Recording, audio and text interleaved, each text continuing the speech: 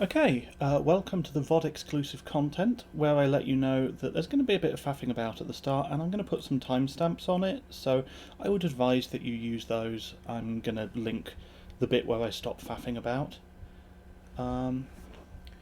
Right, so now to hit the go live button.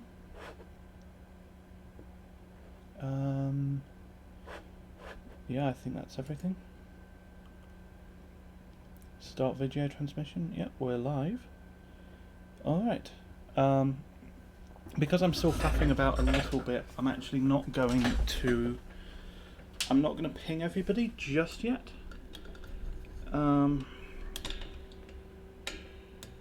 Maybe... Hey Alex. I haven't pinged everyone yet because I'm still faffing around.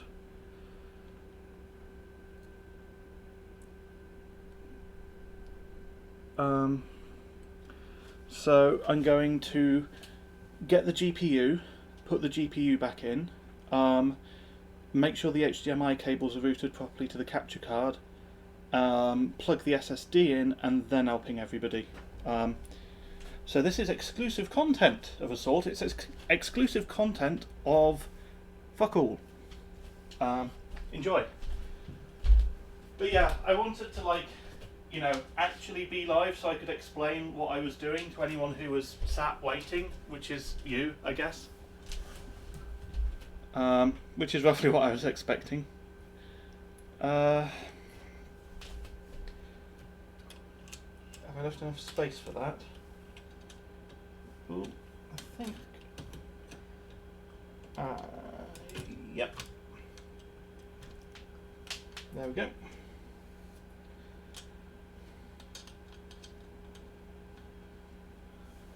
And I'll also screw in the thingy for the standoff opposite it. Right. It's a 270X actually. 270X Toxic.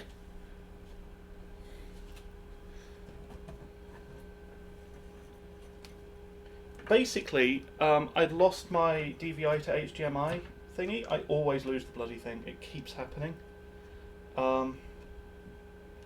And I wanted to set the system up for an AMD card in case I ever do PC Mark, which I think is supposed to favour AMD.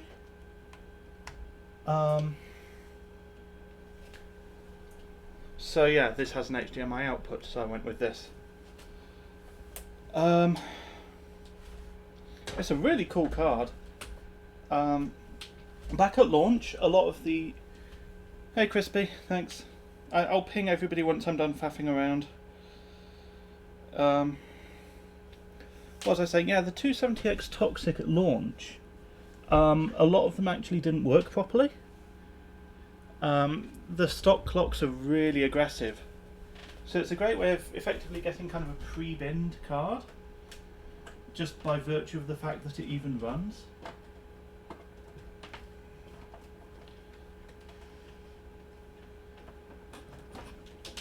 Like, if it wasn't a strong overclocker, it wouldn't work at stock. And it would have been RMA'd.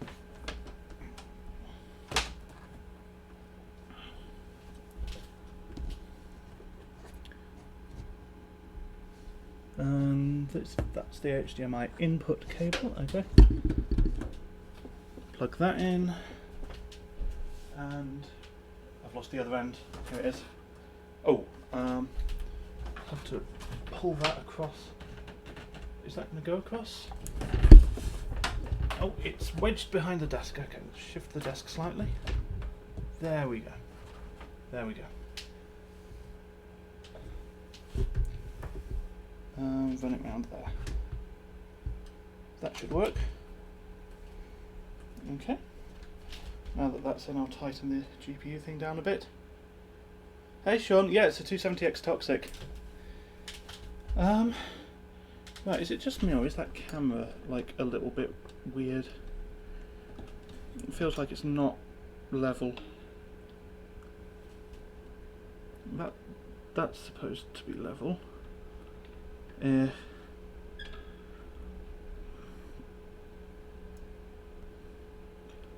I guess the only way of getting it level is if I push it over a little bit. A little low, you say? Yeah, you're probably right. That would make more sense, actually.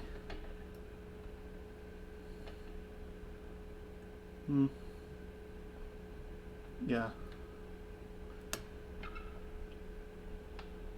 Yeah, let's go with that angle. And then for the system, for the system setup, there we are. Yeah. What's going on? Right, drag that over a little bit more.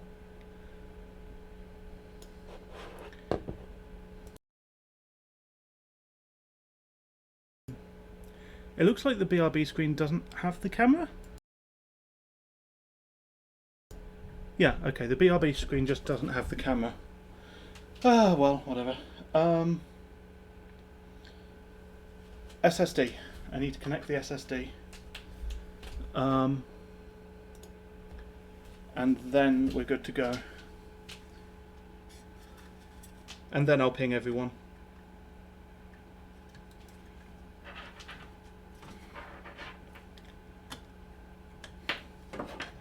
I do have OS images.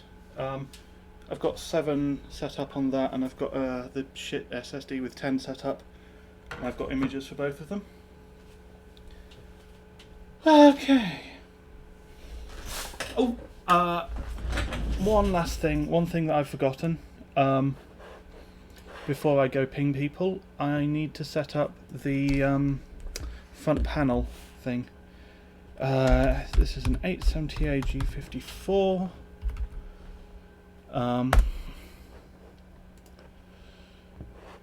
Manual.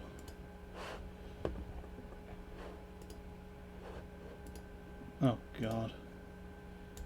Oh god, the manual that I found online is horribly broken. Okay, let's just go via the support page and get the proper thing.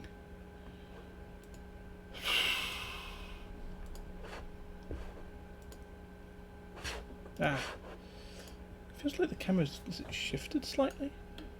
No, actually, no, that is how I left it. Okay.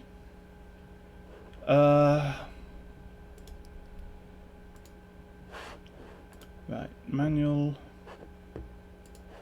English.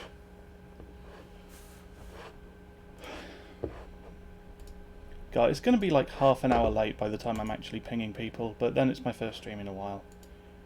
So, I guess, whatever.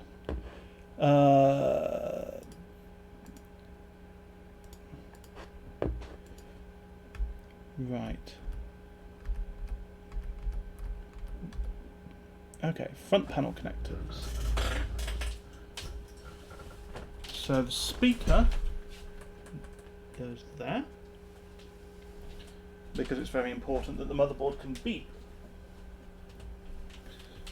Then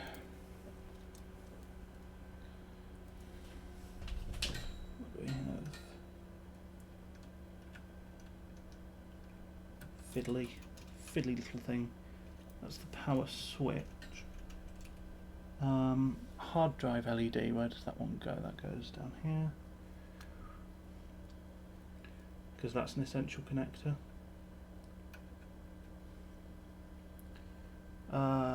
Reset switch, that's going to be below there.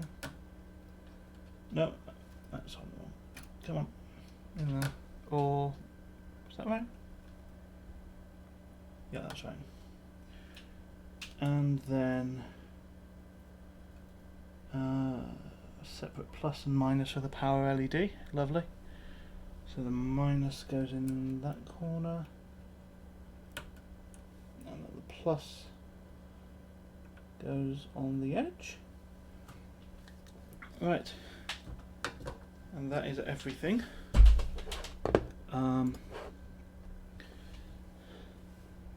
You see Athlon, do you? Oh, right, in the background. Yeah. That's nothing to do with what we're doing today. I should probably do something about that, like put something more appropriate in the background. Hold on. Hold on. Oh, there we go.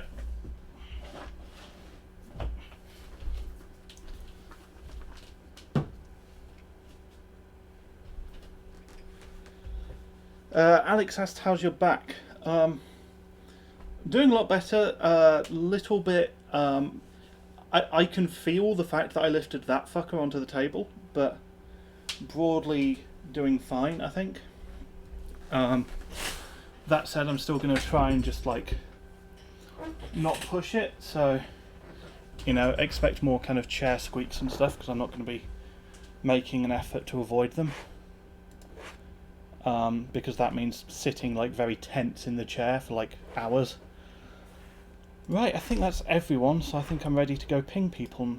Not everyone, that's everything. So I'm ready to ping people.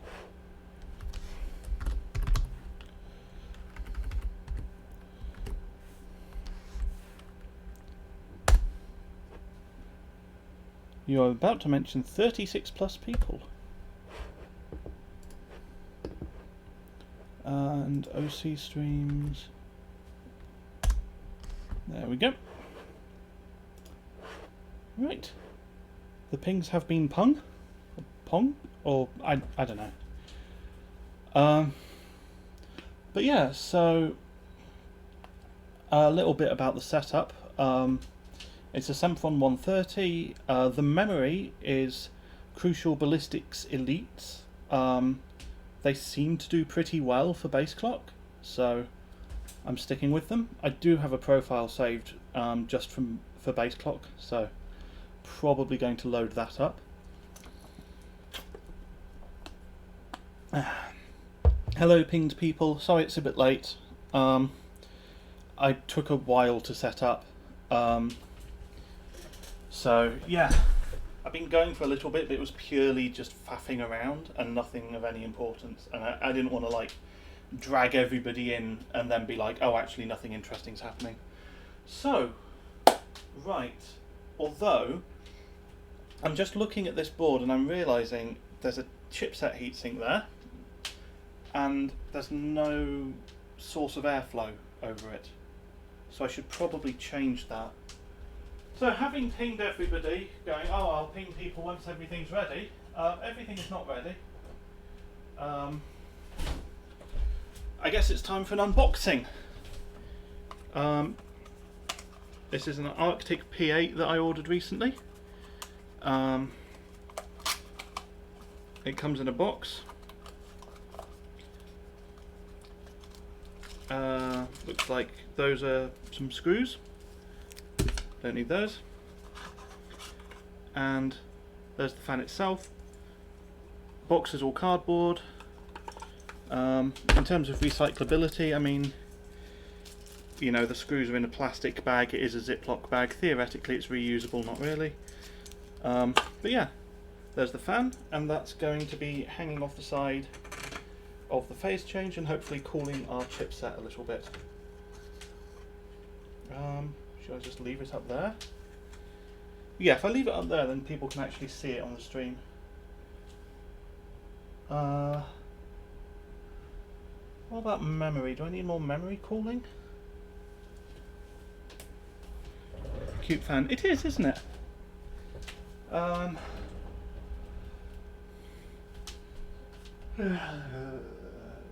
Do I have a memory cooling fan? I do.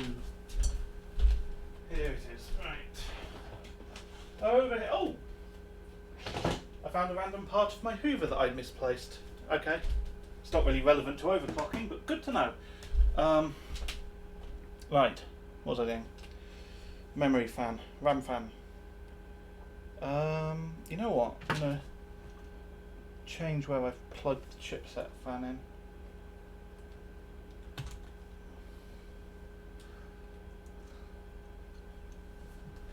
Try and remember to physically support myself when I'm doing this stuff, so I'm not putting as much stress on my back.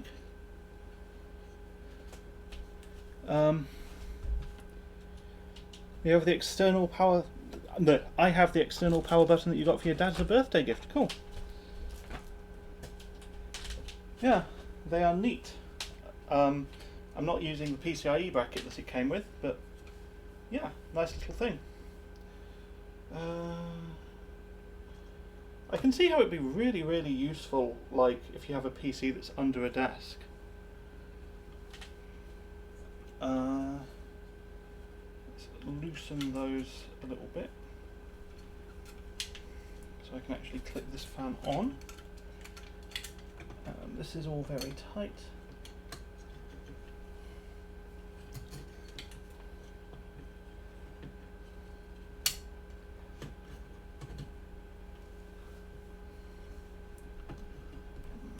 I'm going to be able to get in there and get that clipped on. Come on, get in there. Is that on?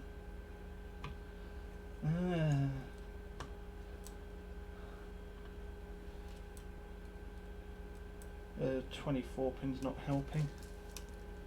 If I just gently put a bit of pressure on that. Okay. Is that actually in place? I think, yeah, that's in place. I'll tighten it up a little bit. Okay, that should be fine. Alright, well, we are ready to go now. Time to fire up the single stage.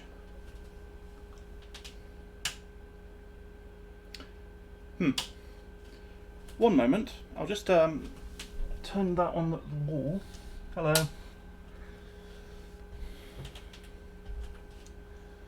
Time to fire up the single stage. That's more like it.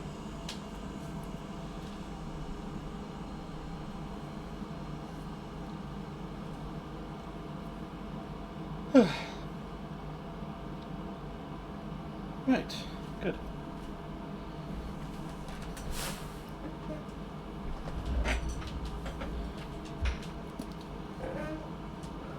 I guess I should fire the system up, take it into BIOS.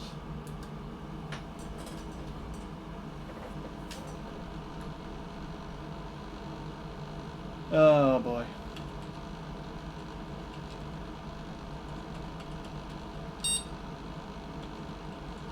Something is rattling against something.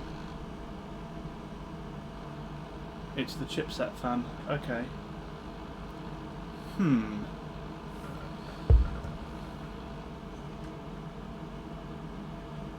There we go.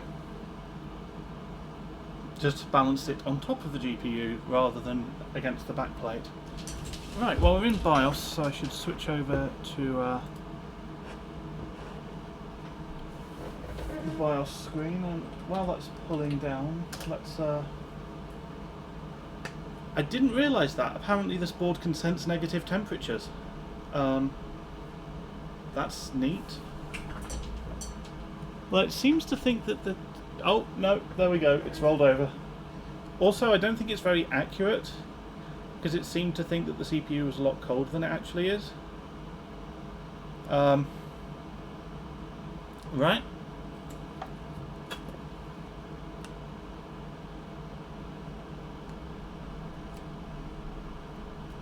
Well, we are now getting our CPU temperature in Kelvin. Okay. There might be something I might need to fiddle with in terms of...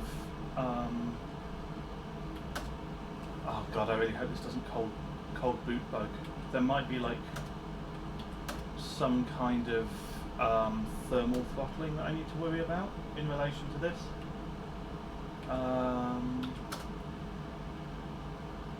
Or there might not be.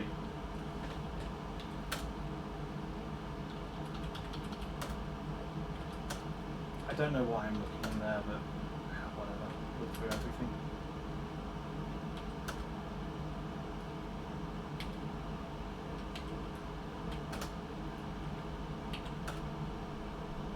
Oh yeah, those three profiles are from the previous owner. I'm not really sure what they meant by something like zoom. It was not that heavy of an overclock, but maybe that's my standards in play there.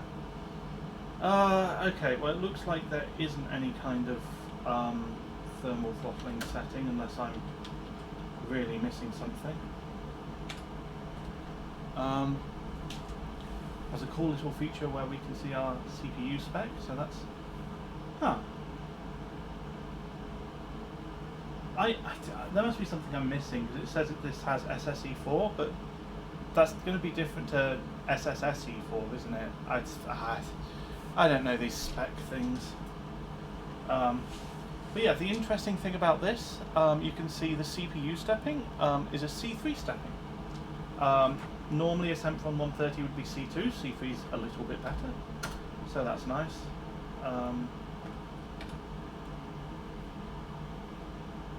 So this is the info about the memory, but it's not very informative. Right. Well, let's load up the profile that I did off stream. So this is already a base clock overclock to 370. Now I only really tested this for booting into Windows, so we'll see how that goes. And it's got a very low CPU ratio set. But since we're on phase, there's no need to keep it low. So I don't know. Let's start with 4 gigahertz. Oh yeah. So a fun function this board has. It has this dial. I'll switch you to the camera. This dial just here, you can twiddle that back and forth, and that actually changes the base clock in hardware without needing any kind of drivers or anything. You have to press that button to enable it. It's not functional in the BIOS, I don't think.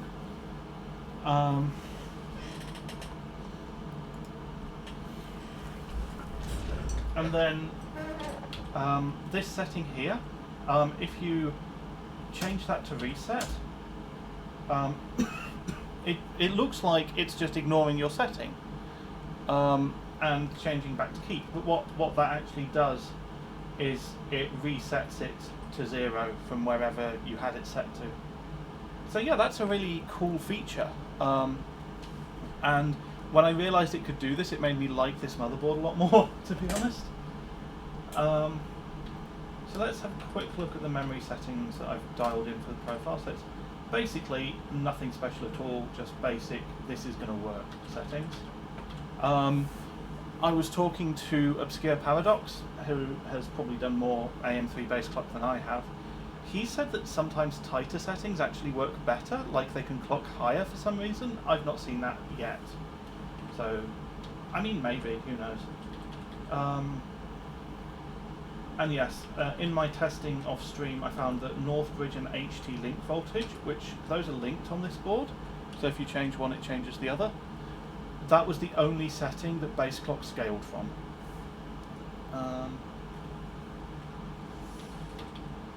So we're aiming for 4 gigahertz on the CPU, so we will need, I don't know, oh yeah, so the steps on the CPU voltage, they're very fine when you're at a lower voltage, but they have this cool feature where if you hold down the left shift key, it goes up by more steps. If you hold out the right shift key, it goes up by even more steps at once.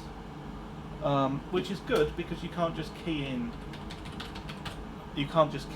a voltage. You have to use the plus and minus, which would be, you know, absolutely insufferable if it wasn't for the fact that I can hold down the right shift key and go boop, boop, boop, boop, boop. Oh, and the other thing is that, like, the steps get a lot bigger when you're at higher voltage. Which I guess is because it's messing with, like, the VID and then it's doing an offset to get these different voltages. So the steps just get bigger and bigger as you go up.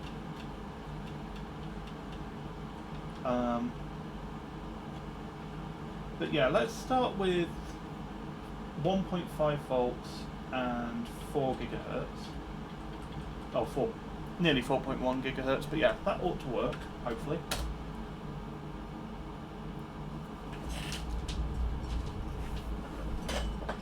Assuming it doesn't cold boot bug.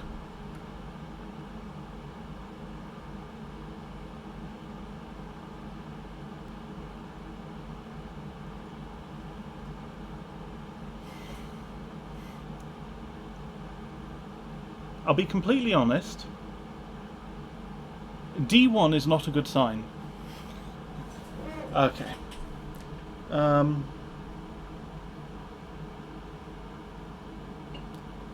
Now, is that it booting, or is that it deciding that it's giving up on booting? I think this board does have fairly good overclock recovery. Like...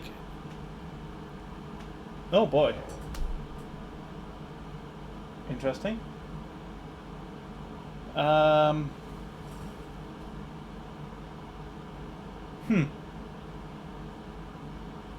So I think what that means is it did go into overclock recovery, but also something bugged out. I think the capture card makes it more inclined to bug out than it would otherwise be. Also, I need this button where I can actually reach it. So I'm taking it away from the camera. I'm sorry.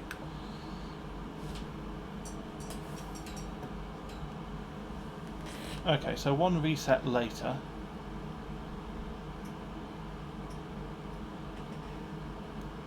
I haven't tried overclocking with the... oh, was that a booty noise? That sounded like a booty noise. I keep saying these things and not thinking about what I'm saying. Reboot and select proper boot device, or insert boot media in... what?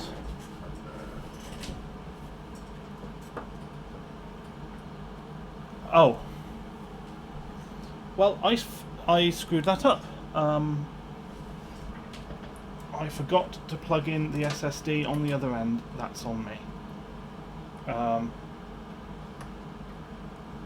I should probably kill the power to do that.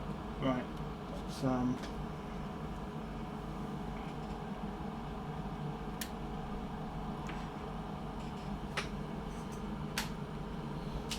okay. Let's try that again and hope that there's no cold boot bug. You can hot plug SATA. Yeah. Yeah. I know you can, yeah. I do not trust hot plugging SATA. Oh. So now, what I think has happened now is because I powered it off, it's trying to boot the overclock again. So that's going to fail and it's going to kick me into the recovery screen again, probably. What's going to be really annoying is if it turns out that this chip-based clock's worse on cold. Yeah, so that's kicked me into the recovery screen, but the recovery screen is bugged out for some reason. If I just hit delete, will that...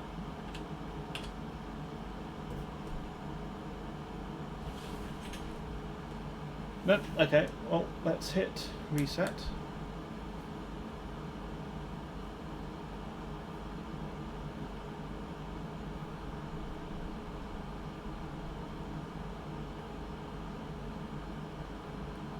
I'm not actually sure whether... fucking loud beeping. I'm not actually sure if D0 is mem or core.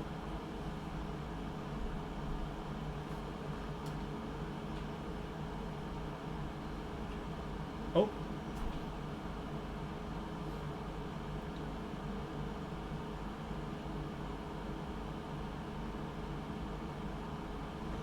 Well, we have Windows, so presumably that's gone through OC recovery, has it? No, it's not. Okay. I guess it just needed a couple of goes.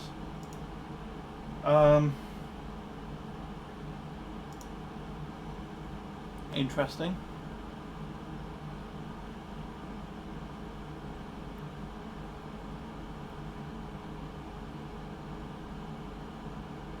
So will it boot again after another reset?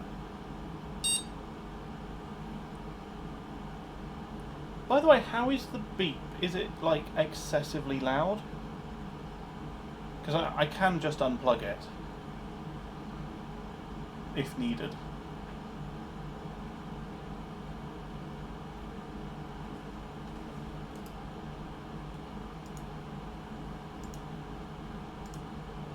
Oh yeah, I didn't install graphics drivers, did I? And apparently this GPU doesn't do 1080p without drivers. I guess. Wonderful. Hey Matt. So we're stuck at 1024 by 768, which, you know, just as Matt arrives, we're stuck at something other than native resolution. It's funny how that goes. Okay, I don't want to install GPU drivers while it's unstable, but I also don't want to faff around. So what I'm going to do is I'm going to run SuperPi 1M. And, I mean, firstly that lets me get a PB. But secondly, it gives me a general idea of stability. Alex went away for a quarter of an hour. Well, the system has booted up at 370 FSB, which is just from my profile, and the CPU, it's not at full multiplier, so it's running 4 GHz right now.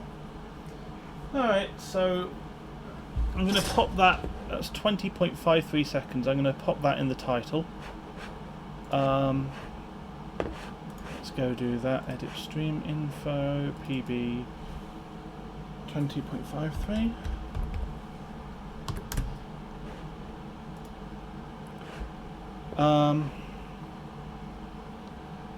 A monster GPU. It's a 270X, it's not that big. Right. I'm going to start 32M. The entire thing would take about quarter of an hour, so I'm not going to run the entire thing. But this is just going to give me an idea of whether I can feel comfortable installing GPU drivers.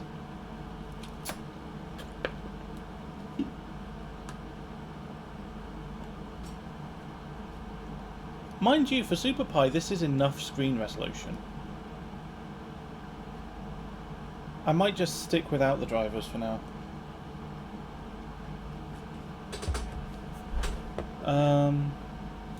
Yeah, let's just stick without the drivers. Fuck it. You know, we have a working setup here. So, this seems like an opportune time to demonstrate the reason that I ended up going with this motherboard, which is the base clock dial. So, I press the button and there we go. So the button is now lit up, and if I turn the dial to the right, keep your eye on the bus speed. So we're now at 371, and that was literally all it would take. Okay. Well, you see the principle. It's now crashed, which the great thing about crashes is it does show that you're overclocked.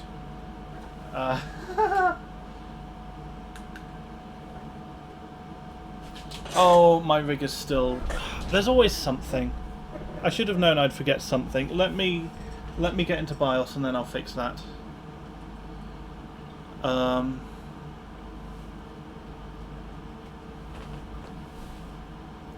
need a checklist, really.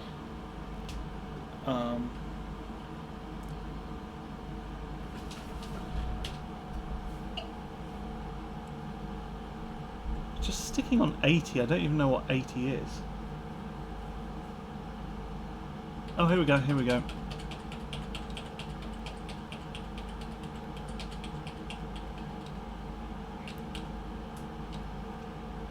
Oh, for goodness sake.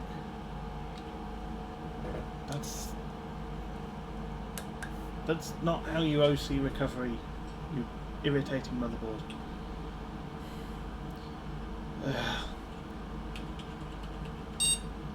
There we are.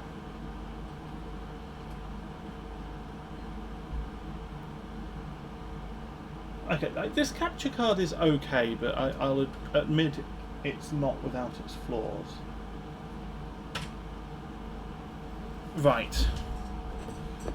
Okay, time to update the rig command. Because of course, I couldn't possibly have just had everything set up. Well, whatever, it happens. So I need to log into Streamlabs, CloudBot, commands. Is everything else going to be up to date? Everything else is fine. So it's just this.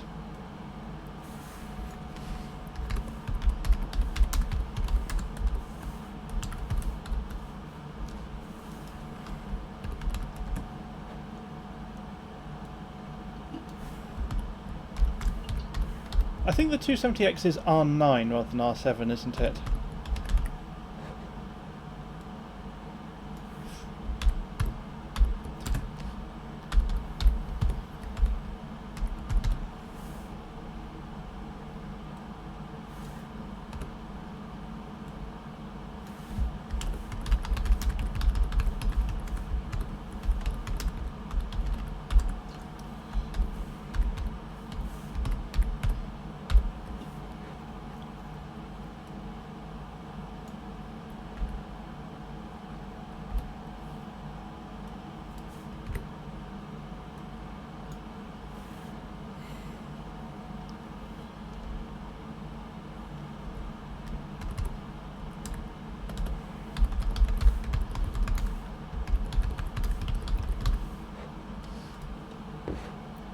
Alright.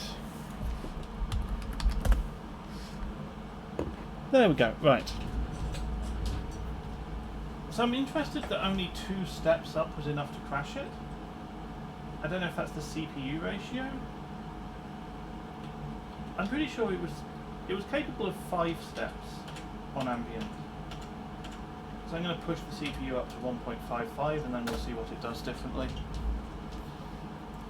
Something that would be a bit annoying is if it turns out that actually it has negative scaling with cold. Hopefully that won't be the case, because that would be most irksome.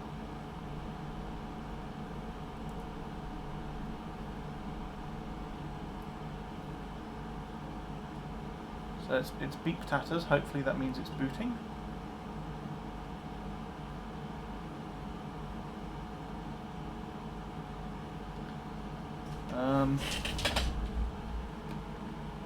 .00 postcode. Wonderful. It's not encouraging.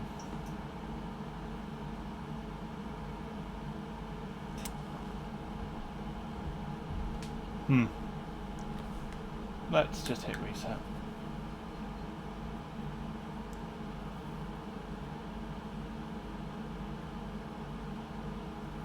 I shouldn't have used phase change. I should have just stuck with air. I'd have been able to get the stream set up a lot quicker. Alright. That time it was happy booting. Okay. Maybe that's just a cold thing. I don't know. I didn't have that much weirdness on ambient. I had mixed feelings about whether it was a good idea to shift the motherboard around like this. Because now I have to lean over to see the postcode. But on the other hand, you guys can see the postcode and the temperature, hopefully.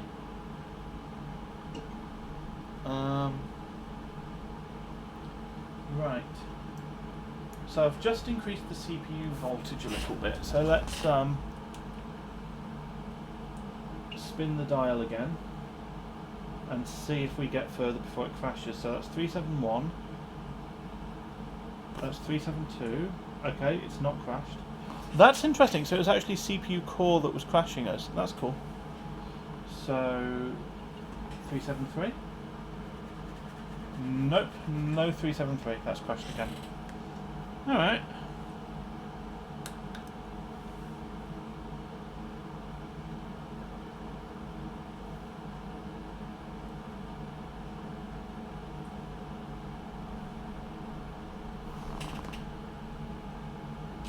And it's now probably going to fail to boot, I guess.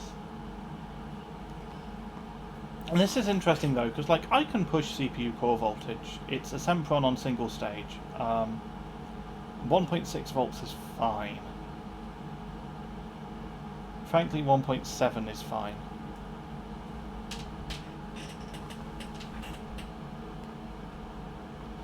I do wish there was an option that would just reset the OC dial on every reboot. Oh, hello. Oh, that's cool. The overclocking failed screen has actually come up properly this time. Even modern, this is the same as modern MSI boards, this recovery, where it gives you the option to load various profiles. It's a really cool feature. So if you just hit F1, that just takes you to your previous settings. And you can see we've got our OC dial settings there at +3, so I'll hit reset on that.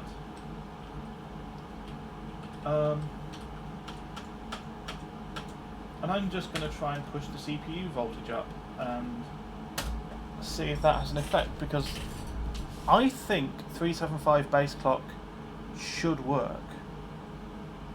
Because I'm fairly sure that's what works in pre-testing. And it should be cold enough. So yes, volts to the moon!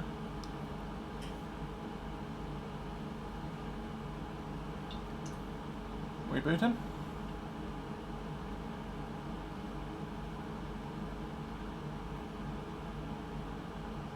Just dial 500.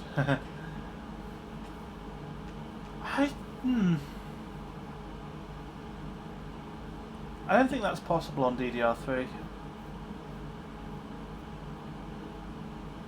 Well, I'm actually not sure what the record is for DDR3. Hey, Infinity. Yep, 270X toxic. Could it be a base clock dead spot? I mean, maybe, but only if that's something that appears on coal. Because it was fine going up in steps to 375 on ambient, but the big difference, other than being cold, is that I'm trying to push core clock now. So that's what makes me think that just raising the CPU voltage is going to do it. So let's take it up again. 371, 372, not crashed. 373. That's 373. Can we do 374? Okay. So 374 crashed this time. I'm very certain that this is core limited, which is interesting. Because literally, like, I've bumped up V-core and I get another megahertz of base clock. Now, that's not a great, like, megahertz to volt relationship. Like, it's what, 0.05 volts for 1 megahertz of base clock? It's not ideal.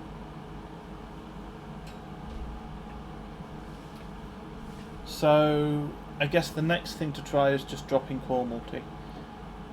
Any Z690s you liked from first impressions? Oh boy. Z690 chat. A lot of info came out just today, and I've been trying to set up for the stream, but one of the leaks that I saw was there's a white ROG board now. I think it was the Z690 formula is white, so that's cool. That, like, looks cool.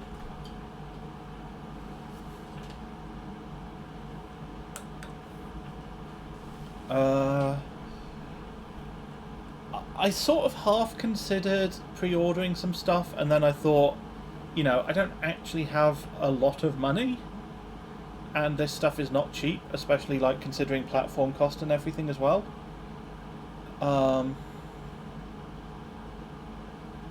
So yeah. Or, you know, if you don't like Alder Lake, the joke that you could make is that I don't have a lot of money and I can't afford a fire extinguisher.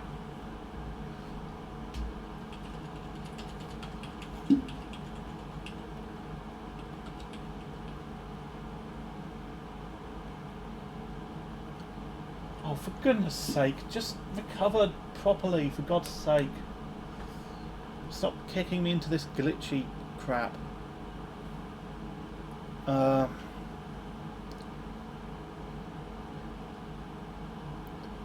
To be fair, a fire extinguisher is a small expense compared to the rest of the platform. Yeah, I think it would... A CO2 fire extinguisher, I think, is about 40 quid. I did actually consider getting one. Not for Alder Lake, but just in general.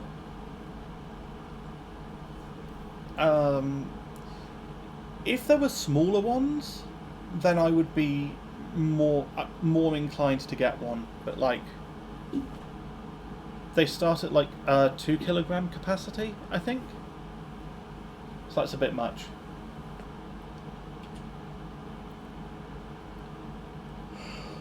Please, why? Why? Why?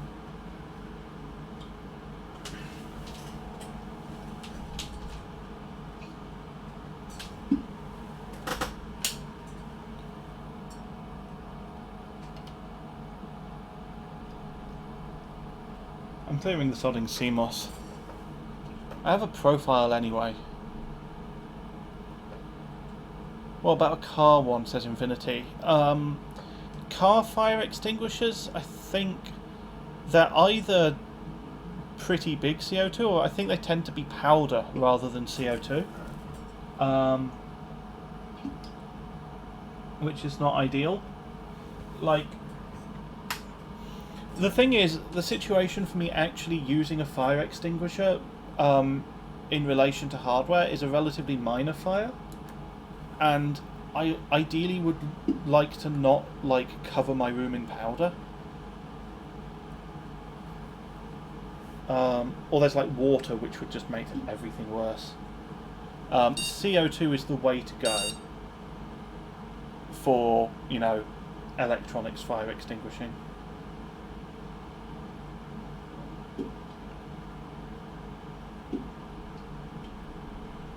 Okay, so I cleared the CMOS, so that should be kicking me into a CMOS clear recovery thing, and it's not.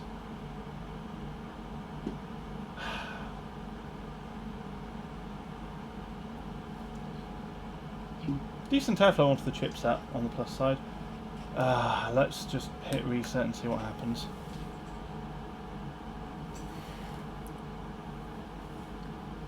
But yeah, the impression that I got is that the really high-end boards for Alder Lake are due to be like ridiculously expensive.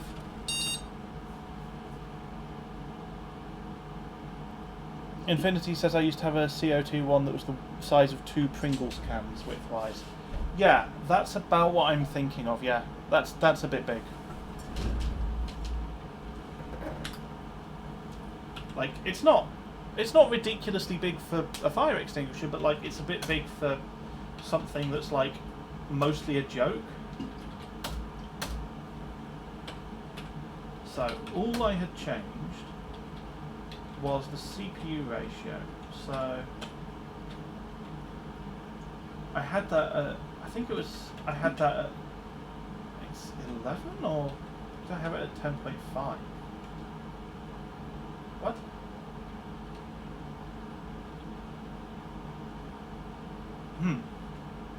Could have sworn I had it in between there. Well, whatever.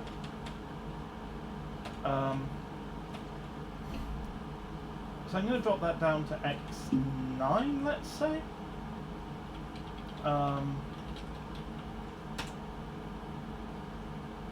Oh, I see. I see what was going on though. It had the dial settings kept. Okay, so let's drop that down. So it was at X11. Let's drop that down to X10.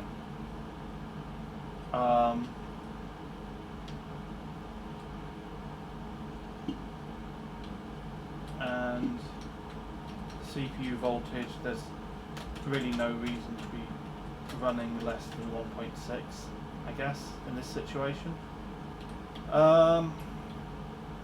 Yeah, so let's see if that lets us go up to 375 base clock. It lives, yes. One CMOS clear later, and it does live. I really want to make something that replaces the jumper cap on the clear CMOS things, but it's just like a toggle switch. So you have like, on the one side you have like normal, and then the other side is clear CMOS, I guess. The only problem with that is, well, I'd need some kind of marking on the connector on the board side, so that I didn't forget where to put the jumper cap when I was tearing down. and maybe something like on the switch to hold the jumper cap. We booting up? We should be booting up.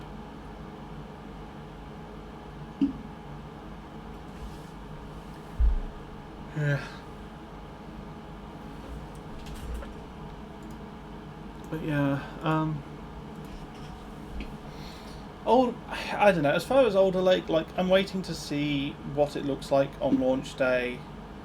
You know, see what the reviews say, but also like see what comes out from overclockers, because overclockers are so vague. You know, like, let's just start on 38. Let's reset that. I'll let you know, says Crispy. Thanks.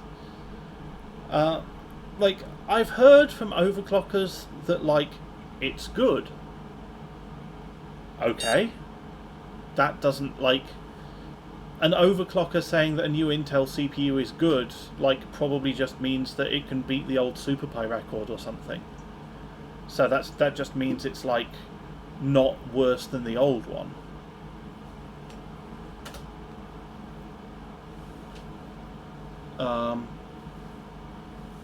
I guess there's some implication that it might also be able to beat AMD records as well, like big multi-core stuff.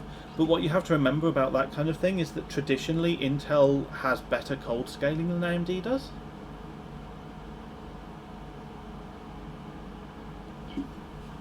So, like, you know, if Alder Lake can do whatever 7 gigahertz on LN2 or 6.5, and it can beat AMD's, you know, 5.56 gigahertz, then, you know. Crispy says for me a lot of it's going to be fiddling with Windows 10 and trying to push everything onto the E-cores. Yeah, that's an interesting idea, yeah. Rather than dealing with all the scheduling nonsense, just, like, do it your damn self. Right. So we're back in. We're presumably back in at 370, yep. So now we get to see, did dropping the ratio let us push base clock more, in which case it's just a CPU core limit, or is there something else weird going on here? So, 1, 2, 3, that should be fine. No, okay. 3 steps and it crashed. I don't think it's core limited. Alright.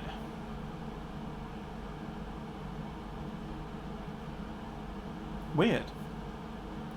Maybe it needs more CPU Northbridge voltage or something, I don't know. I'm going to back off a little bit. I'll back off to like 360 and I'll see what kind of core clock I can dial in.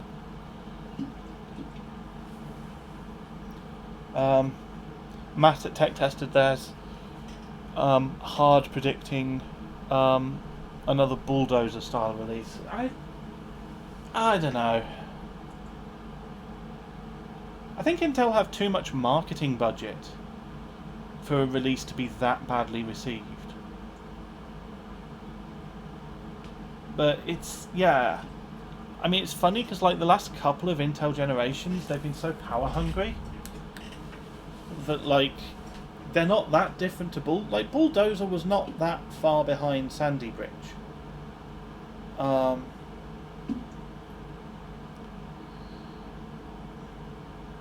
But the thing with Bulldozer relative to Sandy Bridge is it used twice as much power. But now you have a situation where, like, you know, Intel have been using twice as much power for the last few generations and nobody cares. It's not as if environmental issues have got less pressing. I mean, arguably there's greater prevalence of, like, high-end cooling solutions. That might be part of it.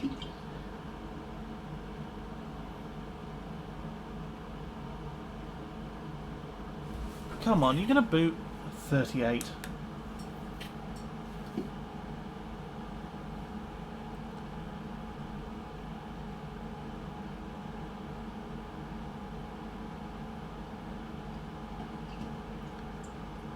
I saw 0B, so it should be booting. Normally 0B means it's going to boot.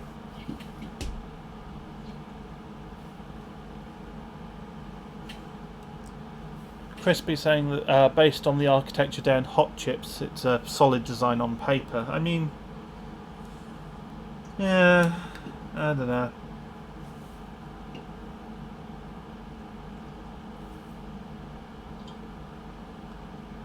If it wasn't a solid design in paper, then they wouldn't have made it in the first place. You know, Bulldozer was a solid design on paper because otherwise somebody at a much earlier stage would have gone, hold on, this is ridiculous, let's not. It's whether it works in practice. Evening, Glenn.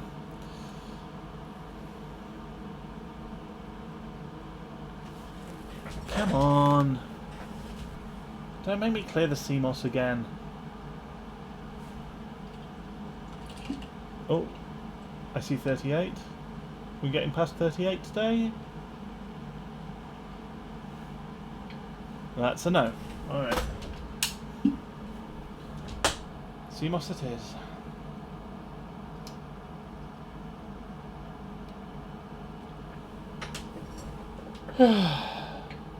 It's not Big Little. It is Big Little. It is. Like, it's the same concept. It's more. Oh, for God's sake! Yeah, Intel call it big-bigger. That's what they call it. The only difference is just like how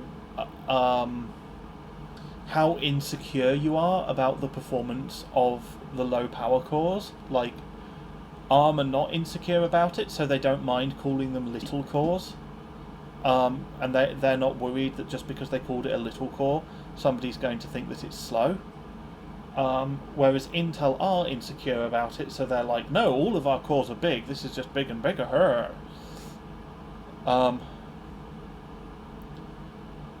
It's, you know, these terms are relative. You know, the E-cores are little relative to the P-cores, they are little relative to Zen 3. They're little.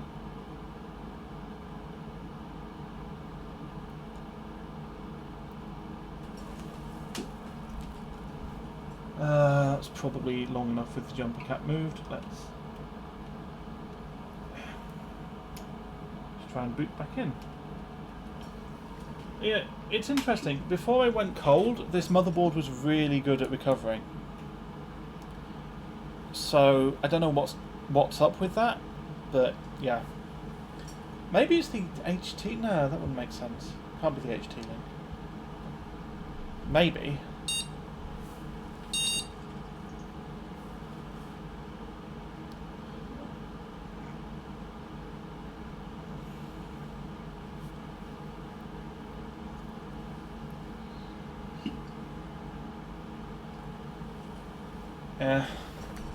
Anyway, I mean, just buy whatever CPU you like the box of the most. The 12900K box looks really cool, to be fair.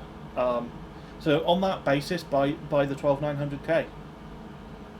You know, at the end, I mean, I'm playing with a Sempron 130 right now, so I don't care about performance. It's whatever, you know. Overclockers are going to buy whatever sets records. Alder Lake is going to set records. There's no question about that. Because, like, the 11900K holds a bunch of records, and Alder Lake is not going to be slower than an 11900K, so it's going to set records. So overclockers are going to buy it.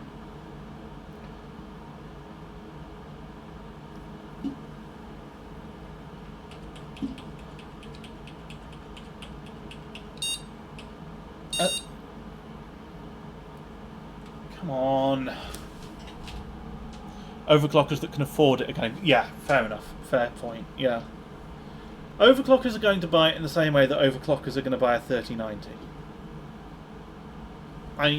As I said, I'm not buying it, because I can't fucking afford it. And besides, I have a lot of old hardware to get through before I start buying new stuff.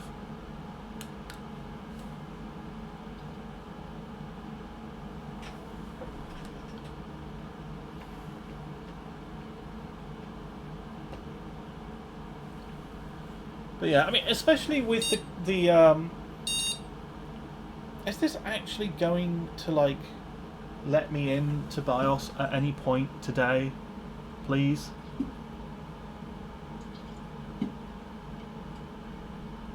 It took the CMOS clear fine previously.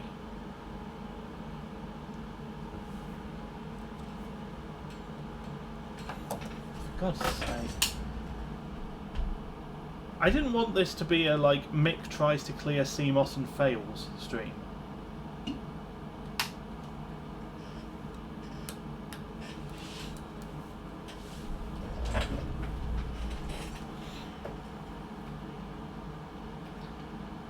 Yeah, Matt said I might be upgrading to X99 right as DDR5 launches. Yeah, I mean, I'm running X99 for kind of day-to-day use, and then the streaming system is on Ryzen, to be fair.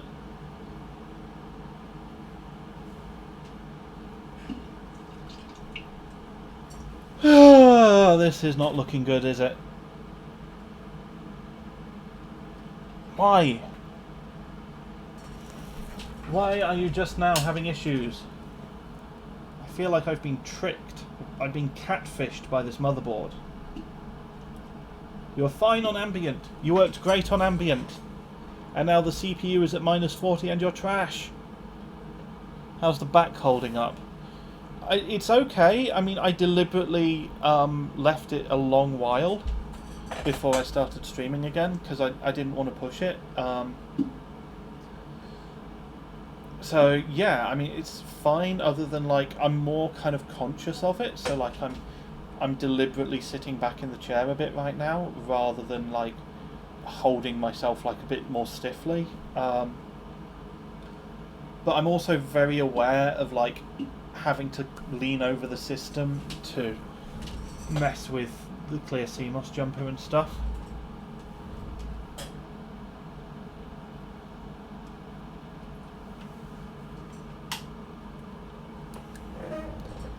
And it is a little bit, it's a little bit concerning.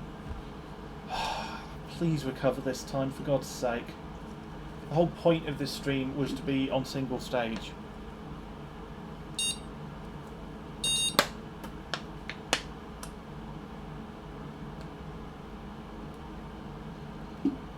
Did you wear a brace? No, nothing like that. You know what?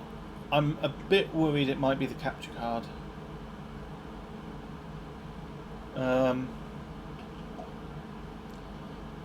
Maybe it's the memory controller not liking... yeah, Infinity, it's nowhere near bad enough to be talking about braces or anything like that. It was just like... You know, I realised that I was in danger of making things bad, and I decided to not make things bad, so things are fine.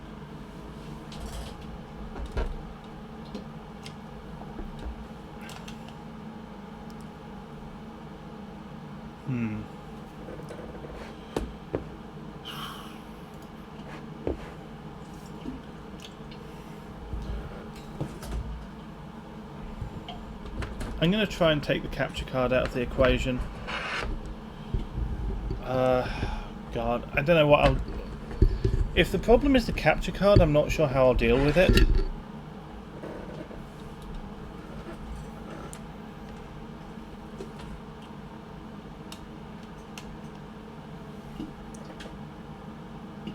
So... one more reset and let's see what happens this time. Yeah, what was I saying? The memory... These chips ought to be capable of, like, full pot LN2 without cold issues. Oh, motherfucker. It's the capture card.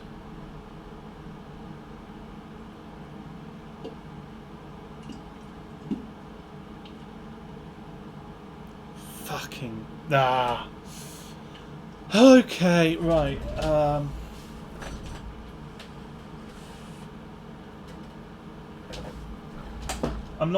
I don't want to kill the stream after an hour, after how long I've been off. So...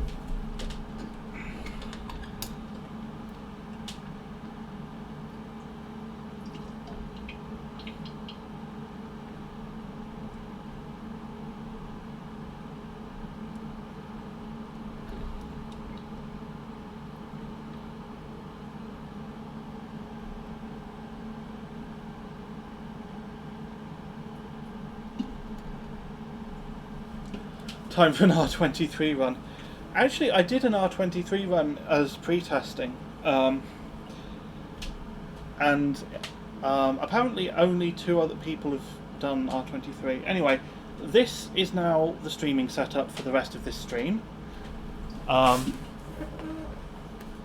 you, capture card, and yeah, this is what we're going with now, apparently.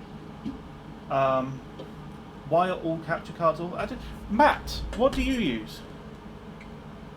Because you've not had any real issues, have you? Or have you?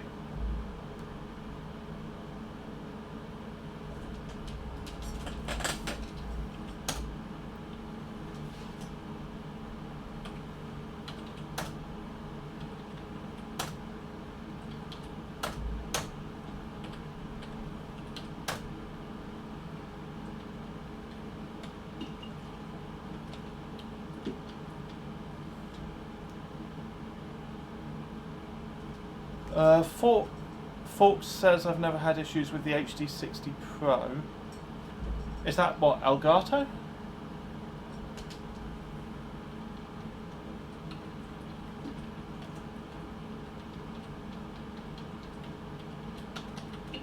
Okay, well, now that that's sorted,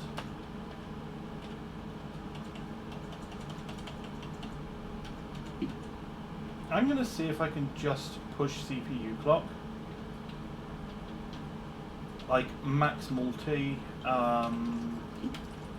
Let's boot in at 360 base clock, so we're not being too aggressive. Oh goodness gracious me! That link has a lot of like. Has like a Facebook tracking thing in it. Let me trim that down 1 sec. That's the trimmed one.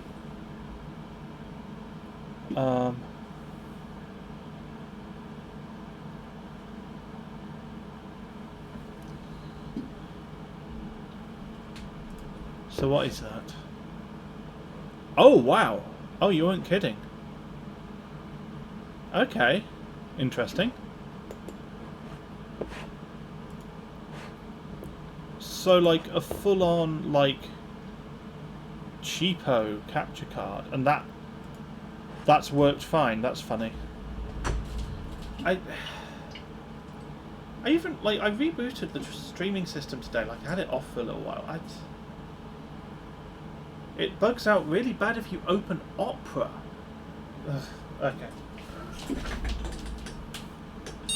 Alright, so apparently 4.7 gigahertz is a no-go at this voltage, which as far as I'm concerned means that I need more voltage.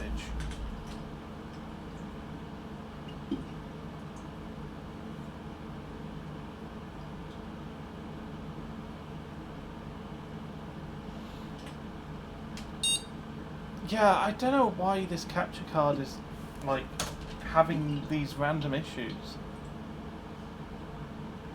This is the second time it's done this to me.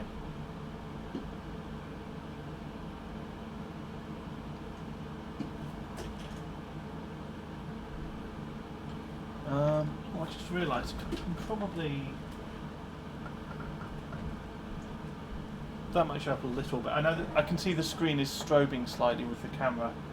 I'm afraid I can't do anything about that, other than I really don't want to restart the stream.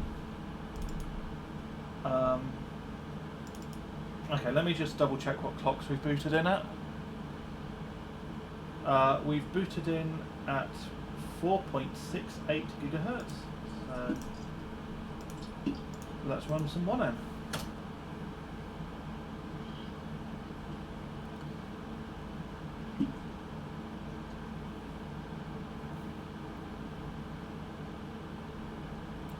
There is a bit of a dynamic range issue here. And you can vaguely see what's on the screen. So you can see that finished because the thing popped up, and because I didn't go, ah! So that's 18.564 seconds there.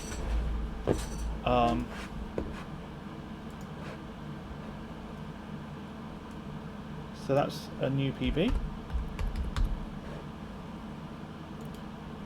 So what I should probably check is if I go on hardware bot, what's the 1M record for this chip? The 1M record... Oh, no, I have the record. Sorry, what I mean is what are the other scores like, generally? 18.564 would put me 5th. I think that's technically worth saving. Well, thanks for the follow, TW Legends.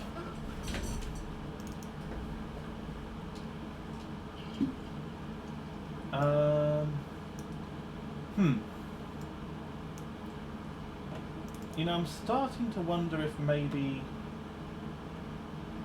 Well... that's fine for a screenshot, isn't it? Let's go with that.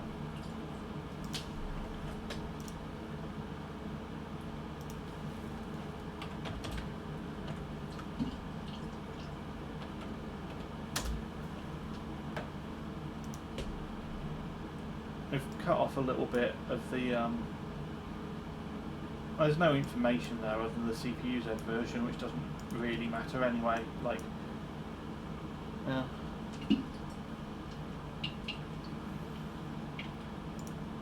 Right. Well, actually, should I? Yeah. Let's hit the button and turn the dial. And we should have plenty of room for base clocking up here.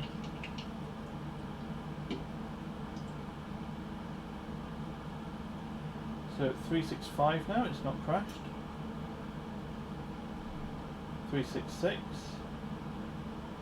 7, 368, still going. 369, okay. So at 369 base clock now, that's 4.8 gigahertz. So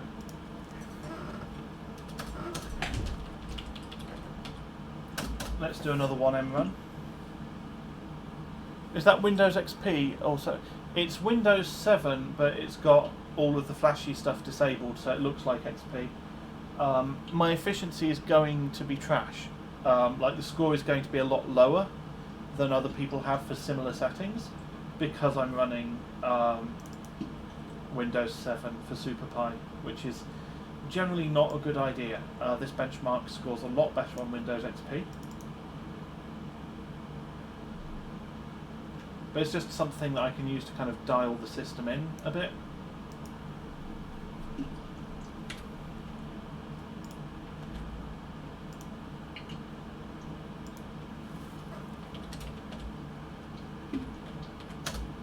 So that's 18.252 seconds now. Why not go back to XP? Because actually setting up the operating system properly takes ages.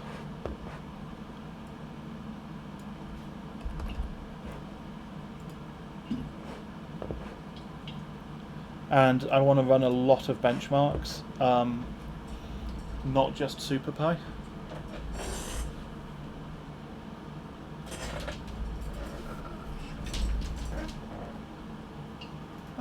Speaking of which, SuperPi is a little bit boring. I kind of want to run some hardware bot X265. Now this is quite a heavy benchmark. So there's a pretty good... Night, Alex. There's a pretty good... Oh no. So Hardware Bot X265 has this wonderful issue where if the screen resolution is too low, it cuts off half the side of it, which is cool in a way because it lets you fit your CPU-Z, but that's no good. Okay, I think I need to bite the bullet and install GPU drivers, so I'll just dial the clocks back a little bit.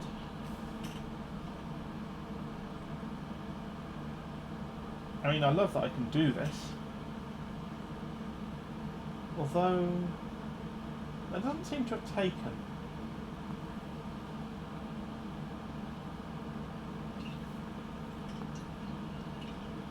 I guess there's a limit to what it will take, or am I doing it too fast for the board to keep up? So down to 363 base clock. 361. 35. That's 360.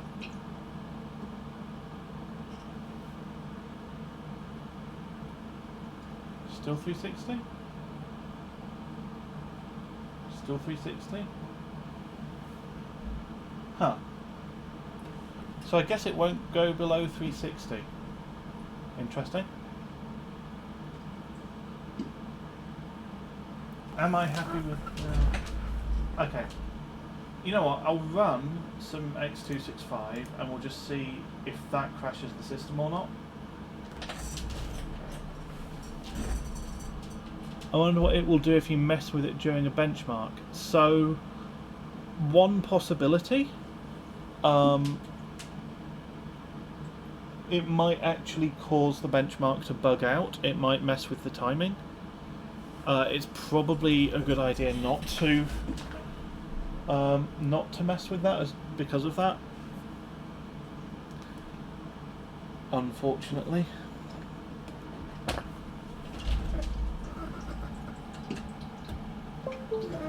Although anything that uses HPET ought to be fine, to be fair. And everything ought to use HPET.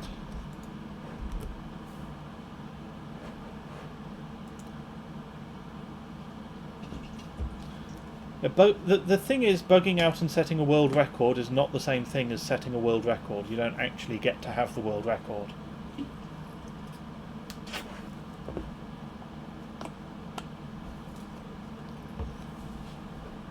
Yeah, people have got banned off HardwareBot for doing that. Right, anyway, I've got GPU drivers copying over to a USB stick.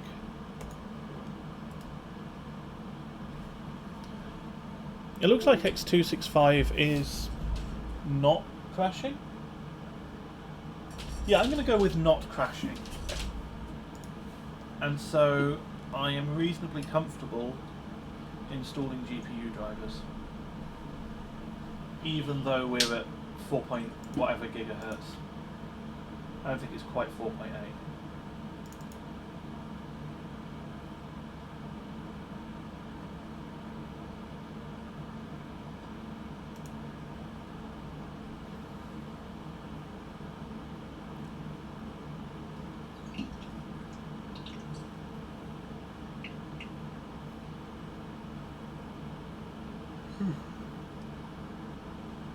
Well, this has been an interesting one so far, hasn't it?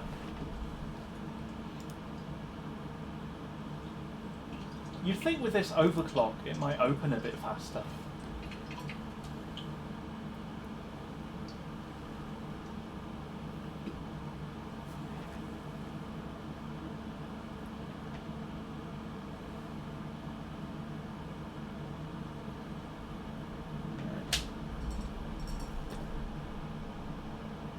Well, let's leave SuperPi for now because, yeah, I don't know. I find it a little bit... I think the main thing is because I've realised that my efficiency is going to be terrible whatever I do. So I can't get anywhere with SuperPi. So...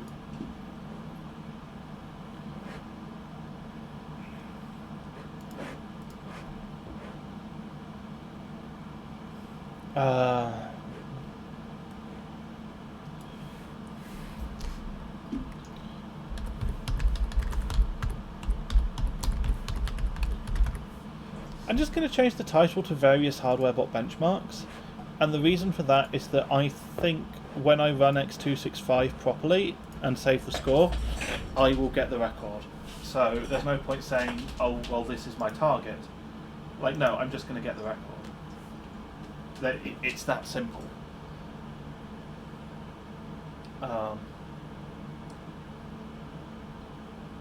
Well, that says time remaining 2 minutes.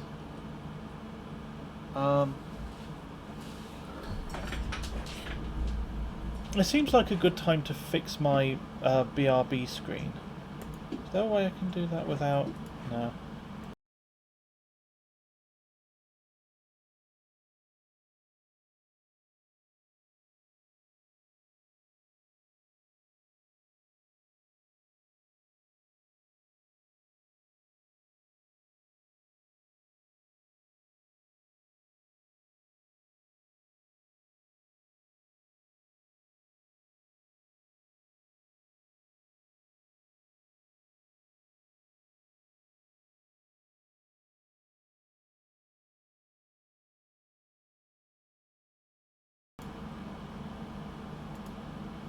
Right. So that's the BRB screen sorted out. That probably is legitimately going to take another minute. So now I've got my BRB screen sorted out. BRB.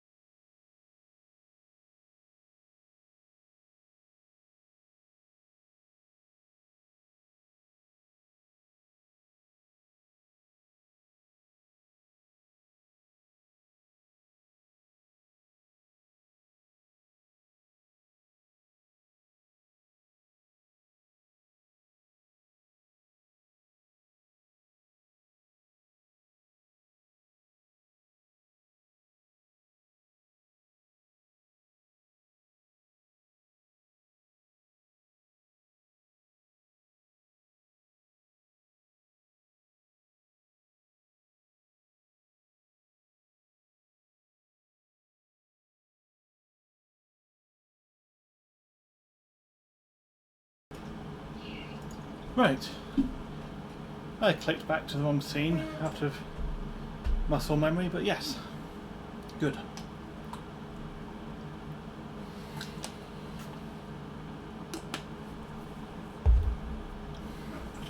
So, I just remembered what I did for the 7750 was I had a gold taken.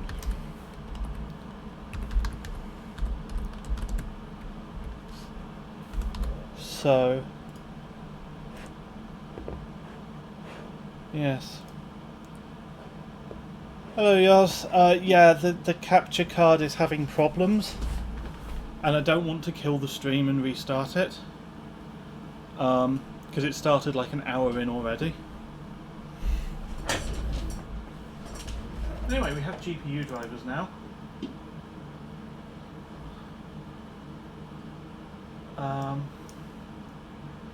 We are at 4.68 gigahertz.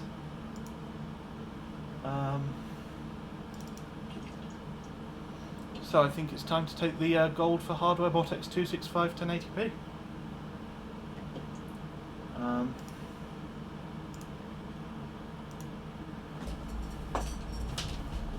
Oh, no, hold on.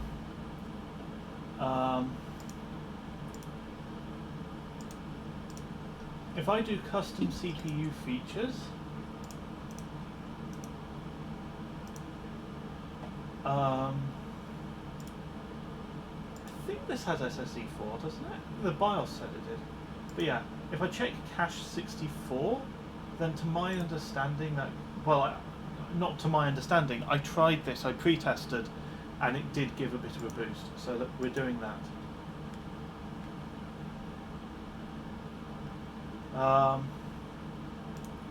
Okay, apparently it doesn't. It has SSE3 but not SSSE3. So let's just uncheck that, and let's try that again. Okay then.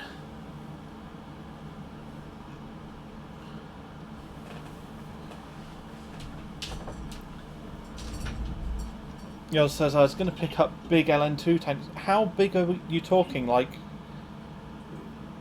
oh right, because of the overclocking meats. So you didn't have anything ready. That's unfortunate. How much LN2 are you getting? Because you've got like 2 big meets going on, haven't you?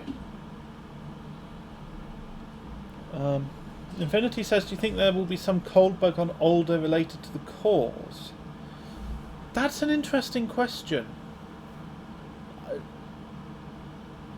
Overclockers are very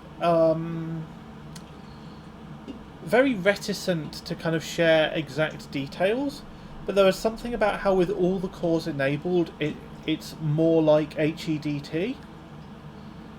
Which does make me think, well, does it have a cold bug on the small cores? So, yeah, I mean, maybe, yeah. It also wouldn't surprise me if that's part of why HardwareBot were like, we want to have a separate category for just the P cores, because, like, it wouldn't surprise me if, let's say that there's a cold bug on the E cores, right? And then let's say maybe as a result you can get a better multi-core score on just the P cores and without using the E cores if you're on LN2, because you can full pot rather than like balancing it at minus 80 or something.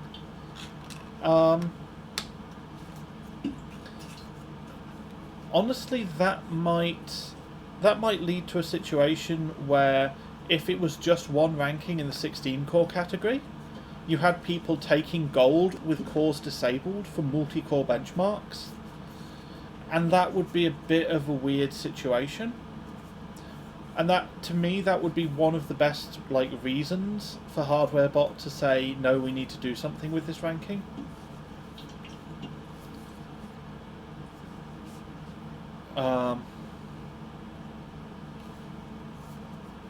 But, I mean, we'll see. But it wouldn't surprise me, which doesn't mean I think it's going to happen, just, you know, I'm keeping my mind open.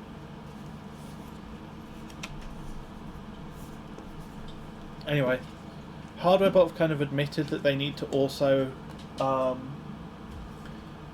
have categories for FX in one core per CU mode, because that is kind of actually a bit similar in principle, so I'm happy. As long as they're doing that as well, I'm happy. Because it is kind of... it is a matter of principle, really. It's like... I don't know. It doesn't feel nice when a change is made that, like, benefits Intel specifically, because I know that some of the HardwareBot staff, like, just based on their behaviour, have a preference for Intel. They think Intel's better, and that's fine. Like, people are just like that, you know? Anyone who claims that they don't have an intrinsic preference is probably lying. But it does, like, leave a bit of a bad taste when a change is made that, like, benefits the rankings of Intel CPUs, and it's made by people who you think, oh, well, these people have a good relationship with Intel, they like Intel, and it's on a site where it's like, you know, at the top of the site, hardware bot supported by Intel. And to be clear, Intel didn't ask for this change. I know that for a fact. I don't think anybody's consciously trying to benefit Intel. I don't think anybody is consciously trying to make the Intel chips rank better.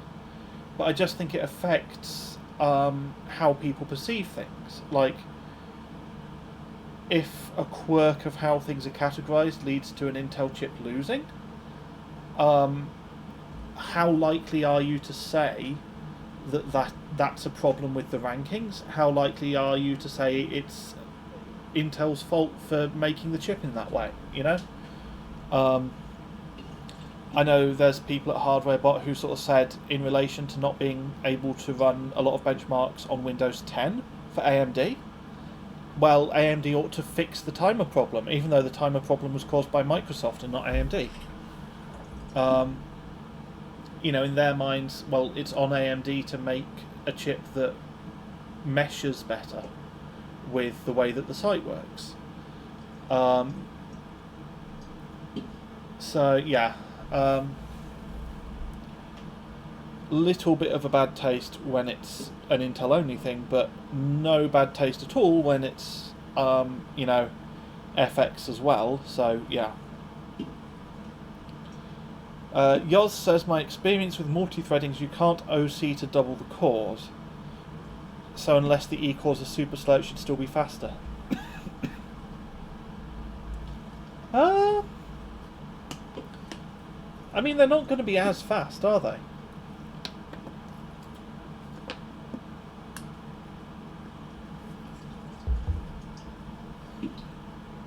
Matt says, I actually really like the FX change. Good reason to pull out and bench and bin some old chips. Yeah, absolutely, yeah. I think it's going to be really good for HardwareBot generally. Like, because it's so much easier to, like, sell people on the Alder Lake thing. Because if anyone's going, oh, well, you know, why do Intel get special categories? Well, AMD get them as well. FX has them as well.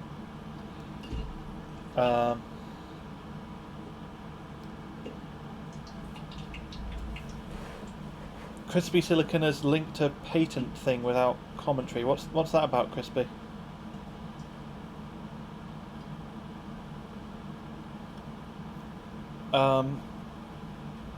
Forks is saying if that happens, I mean, presumably what you mean is if it happens for all of the construction core parts. I want to try and unlock 16-core Optron code.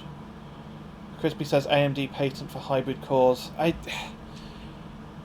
Yeah, I mean, there's people saying, oh, well, AMD are going to do it at some point, but, like, companies often patent things and then don't necessarily end up doing them.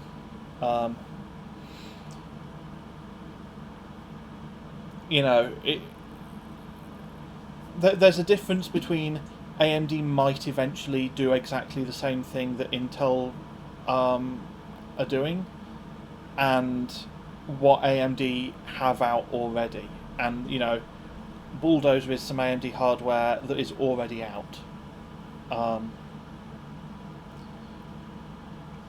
So, you know, that's why applying the same principle to Bulldozer, you know, that's good, rather than saying that, like, well, we have to wait until AMD have done exactly what Intel does. It's not like there's much of a choice, though. At the limit of efficiency in a single design, most things don't scale past 8 cores. Well, do they? I think. I mean, so firstly, AMD have put something out that says that they said they think that the Zen core that they've got at the moment is good, you know, at all power levels. And it is true that actually the Zen core is pretty small. So, I mean, to me that's them kind of telegraphing that they're not doing it immediately. Now, as far as the future, I mean, Big Little is one approach. I mean, what you want, right, is you you want to have great big honking cores, right? Because some workloads, as you say, are inherently a single threaded. So you want to have a great big core that's got an absolute ton of execution resources, that can actually, really blast through those single threaded workloads. And then you want to have like maybe 4 of those, up to, as you said, 8 of them, for workloads that are like a bit multi-threaded, but they don't like scale infinitely, right? That makes sense. But then, like, okay, you've got some workloads that will scale a lot higher than that, so you want to be able to take more separate threads of work and work on those efficiently. So that's why you would have, the P cores and the E cores. That makes sense. However, that's not the only way of doing that. You can use simultaneous multi-threading to do that. Hyperthreading does that, right? The genius of hyperthreading is that you have one big strong core that can either be working on one thread and it can be big and strong at doing that, or it can work at 2 threads and it's going to do a pretty good job, because with half the execution resources you still get like 70% of the performance, say. Those are not exact numbers, it's going to depend, but like, so hyperthreading does a really good job of that. Only if the instructions it's getting leave space for that. Well, yeah, but if the instructions it's getting don't leave space for that, then you could just like have one thread and get all of the performance. So what I'm getting at is, you don't have to stop at 2 threads per core. There are already processors out there, not x86, but people have already done processors with 4-way SMT. Processors where you have one, I think it was IBM, like you have one great big core and it takes 4 threads and works on 4 threads at once. And that means that you can have some x86 oh god, yeah, of course they did that for Xeon Phi, didn't they? Right, yes. That might have been more of a memory latency thing, as Forks said. Because, yeah, simultaneous multi-threading is also good at dealing with memory latency. Not hiding it, but like making it not wreck your performance, at least. But yes. So I think I'm sure AMD have done research into hybrid cores, and that would lead to patents naturally. Like, given that ARM started doing it a long time ago, it would be insane for AMD not to have explored it. But that doesn't mean they're definitely doing it. And I don't know. I think that they could potentially do a big like 4-way SMT core, perhaps. That would be another option that exists, and that would be maybe a little bit easier to schedule for. You could make sure that the core actually had, support for these great big difficult instructions like AVX 512, which I know is a little bit of a problem for Alder Lake. Single core rankings destroyed. Yeah, that would be a side effect, wouldn't it? If you made a processor that was just one gigantic core. Infinity says, I think AMD patented 1 to 4 core to thread ratio. It wouldn't surprise me if they patented... I don't think they could patent just that, but if they patented something related to that, yeah. One really big core with 36-way SMT. I think at that point you would be running into some problems, to put it mildly. Like,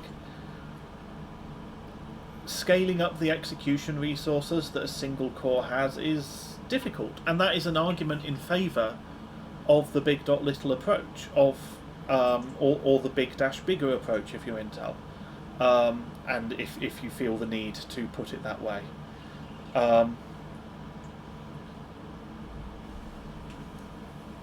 But yeah, an advantage of that approach is that actually your small cores, you know, they can be very efficient, and you know, you're not wasting a ton of power, a ton of die area on just, you know, the necessary infrastructure to make a core that's like a lot wider than modern cores even are. And modern cores are very wide, but like, you know, you could go wider.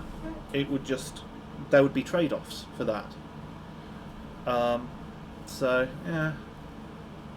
Yoz says, I've heard the E-cores have similar IPC to Rocket Lake, but that's an easy leak to make up. Yeah, I mean, I keep hearing that they're similar to Skylake. Did you get X265 Gold yet? I will have X265 Gold in 1 minute and 19 seconds. Assuming that this run gets the gold, which I assume. What is the gold? The gold is 1.05 FPS, and we're at 1.18 average right now. But yeah, the idea that the E-cores are roughly equal to Skylake has been all over the place, and Rocket Lake is actually quite a lot faster than Skylake, to my understanding. So, yeah. If it doesn't, then the old drag-off screen helps, especially on slow CPUs. Yeah, that's true, yeah.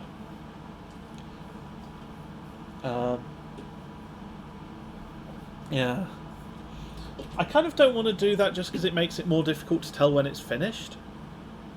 It would be a 1.208 FPS. That is very much a gold. Gold's taken. 1. Right. 4K is going to take forever, isn't it? So what I'll do is I'll save this and then I'll run Cinebench. Cinebench might be more of a challenge.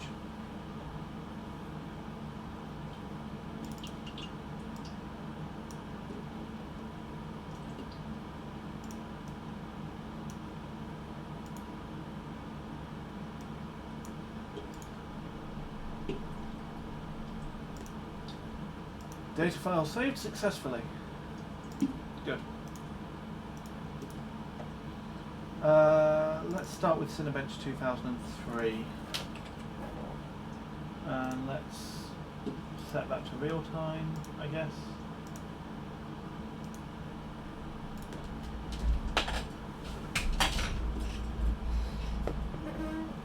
.4K will take over an hour, probably a lot more. G470 is about 40 minutes. Okay. I'm actually not sure how this is going to stack up to a G470.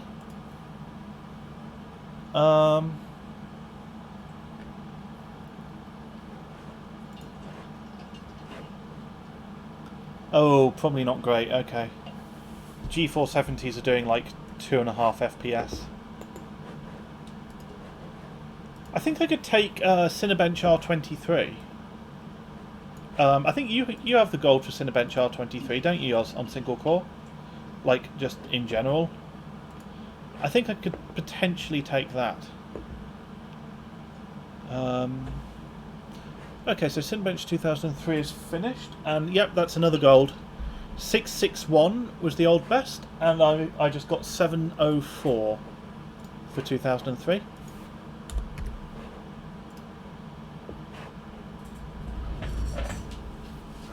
You could easily take that score. I just hit run because nobody has. Yeah, I noticed you weren't really overclocked. Although it's a Celeron G470, they don't really overclock.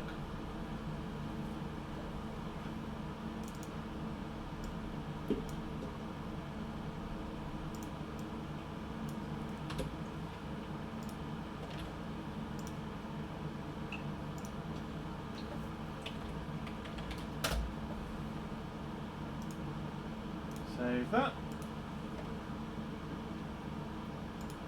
Alright. Ooh, let's do Hardware Bot Prime. This will be fun.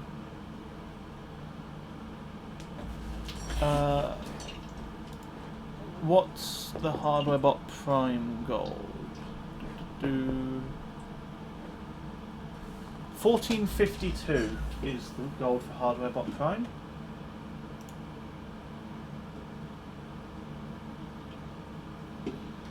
I don't know. I'm assuming even this isn't memory bound because, like, it's a Sempron. 1392. That's not far off. Where's my Java JRE? There it is. Java w.exe. Let's set that to real time. And let's rerun, because this is HardwareBot Prime, it's a slot machine. So we're looking for 1452.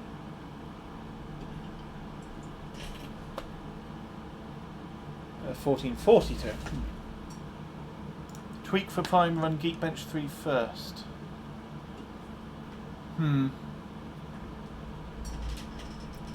Infinity says Twitch audio decoding is getting worse by the day. Why? What's happening?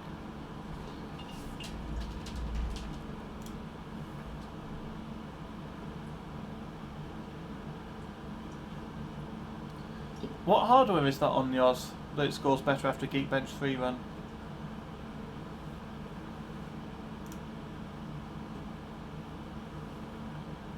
Because I know like Zen has a lot of weirdness with that kind of thing.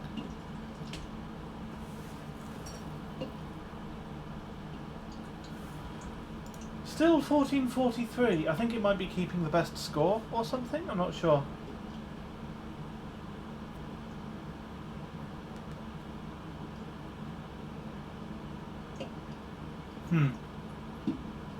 Let's revisit that after. Let's do what yours said. Do I have Geekbench installed? I have a tiny, tiny start menu because I removed everything from the start menu. Let's Geekbench 3.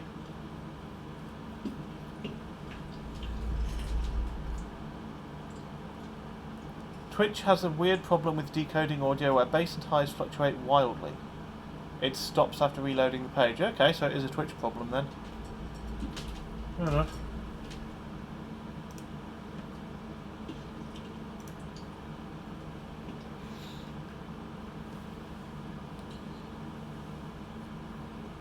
So, run Geekbench 3 and then... Is search a service? I always just type what I want on 7. I think it is, but I don't know... I'm not sure how aggressive I've gone on disabling services, to be honest.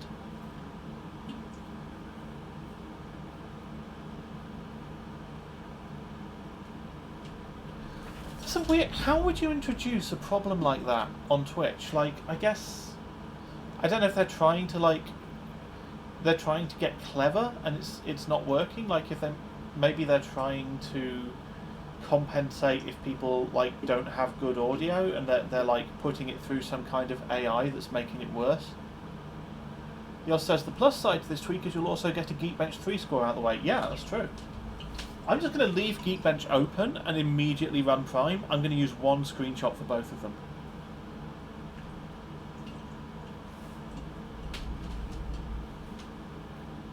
To be honest, I'm just waiting for HardwareBot Prime to be removed entirely.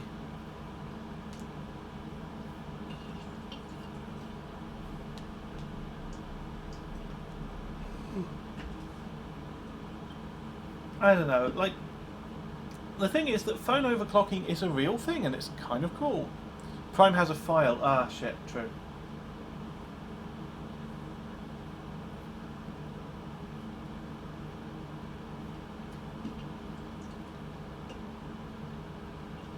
Allegedly current rev of Prime is secure. It uses Java.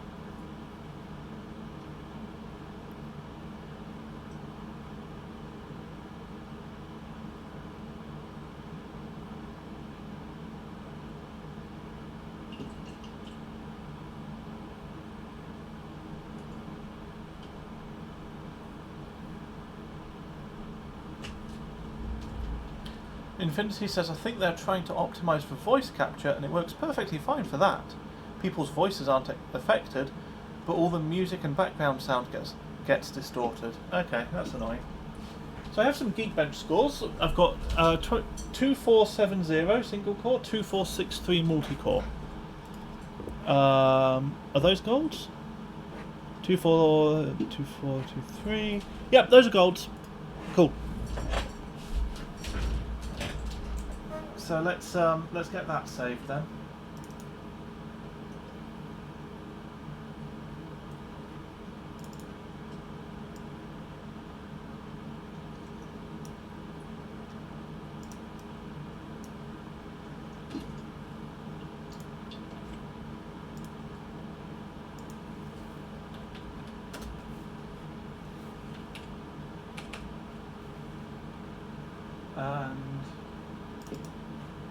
hardware bot prime running.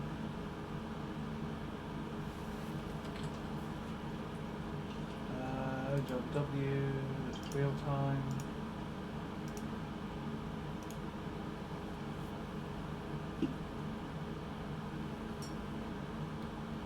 Yours says they fixed the timer bugging, not sure about anything else. Yeah, that sounds about right. 49.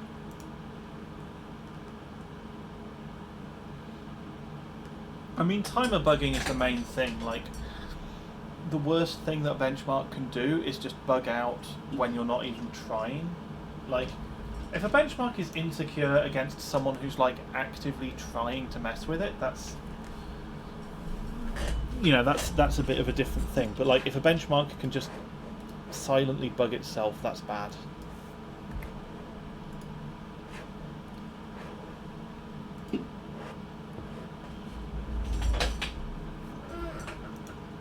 $14.43 we're on. So, to be honest, I suspect HardwareBot Prime might need tighter RAM. Oh, also, like, the competition is at like 4.7. I see.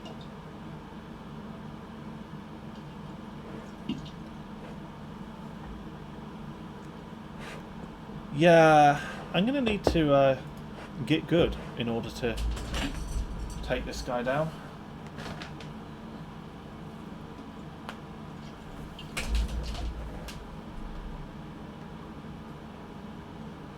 Okay, I don't think I should count free golds as golds.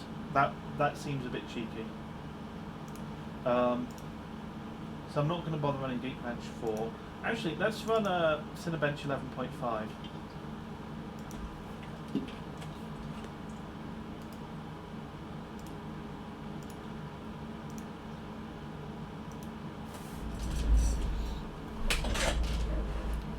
What's the best for 11.5 while that runs?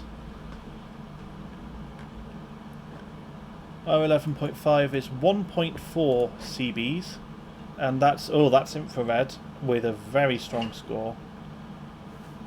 I don't think I'm going to beat that either without clocking up higher. Alright.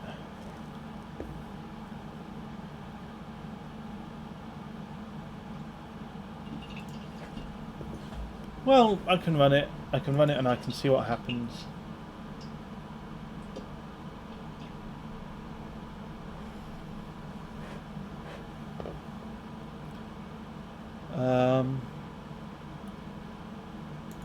What else? Ale Slammer has a W prime score. That's at 4.7.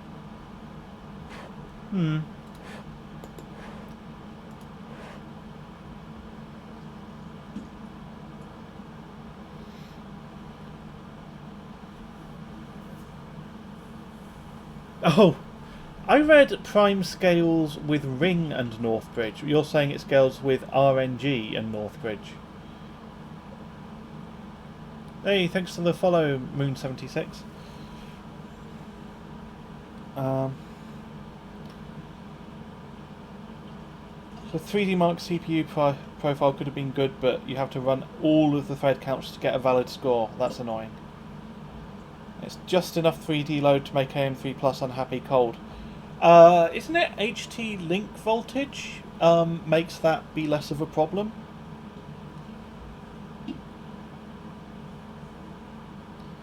Something like... Oh, did you say it was just like sometimes Silicon Lottery about whether it has an issue?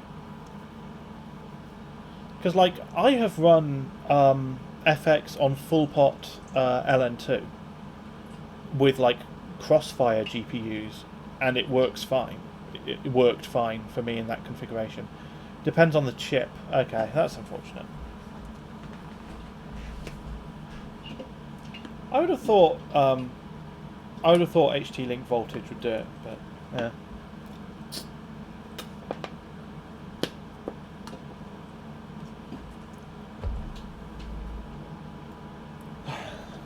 I kind of regret setting real-time priority because it means that we can't see what it's doing. And it's not as if it was going to get the record anyway. I don't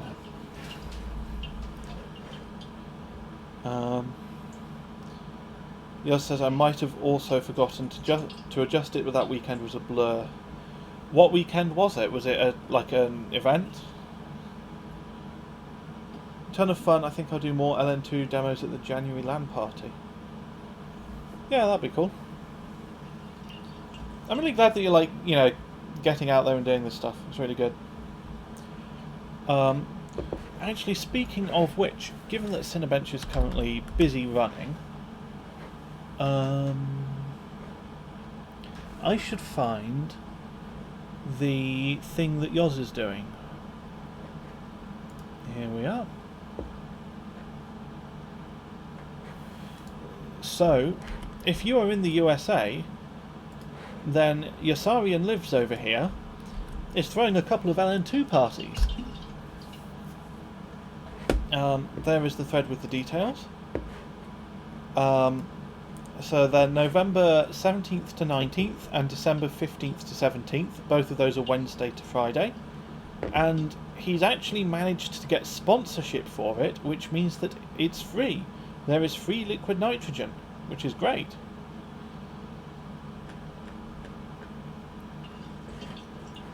So, yeah, if you're in the USA and you can get the weekdays off, well worth going to.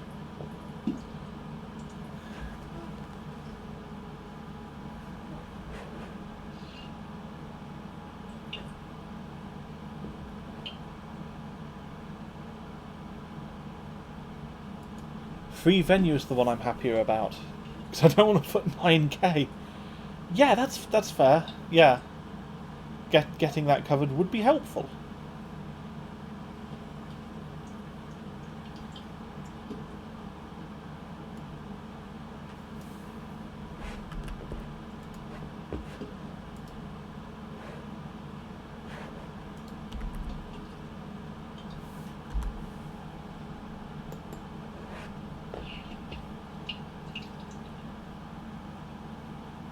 Saturday is 5k because of the code. Oh, I see what you mean. So it's 3k a day for weekdays and then 5k for a Saturday because of the COVID backlog on weddings. Yeah. Oh, Cinebench finished. 1.27 points. So the record is 1.4 points. The second is 1.29. So we're really not far off of second place. Oh, right, 9k. Oh, goodness me. Yeah, so it would be like more than 3 times as expensive to cover a weekend. Yeah. Alright, well. I'm going to save that score, even though it's not a gold. Because it's kind of cool. 1.27. I mean... It's funny how, like, I think they changed the scoring just because this scoring isn't impressive. But yeah, we're not even at 4.7 gigahertz, so we can go higher than this.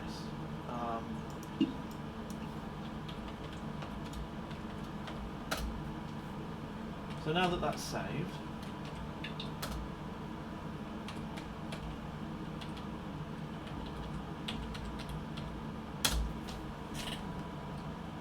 let's restart.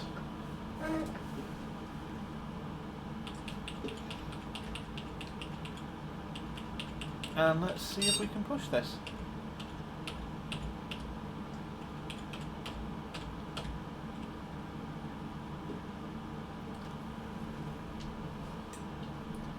Ah, you know what we should do, Yoz? We should see if we can get Buildzoid to plug the thing.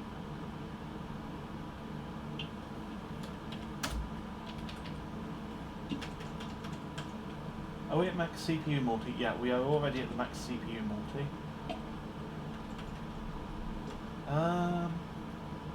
Let's try 369. That seems nice. And that'll give us 4.8 gigahertz CPU core. We're probably... yeah, I'm just going to leave it at 1.7 volts for now. And now for memory, because it's not even doing DDR3... not even doing 1600, I think we could just drop to CL7, and as long as we give the memory a bit of voltage, that should be fine. So 1.788 volts, that should be alright. CPU Northbridge as well, that can probably go up a bit, so let's try raising that to X7 to give us nearly 2.6 on CPU Northbridge. And there is a voltage for that as well, so let's nudge that up, because 1.25 isn't going to do any harm. Let's see how that goes. Infinity says, why do you run onboard audio if you have the post readout? I can't see the post readout. Bear in mind, like, I'm here, right? So I can't see that thing.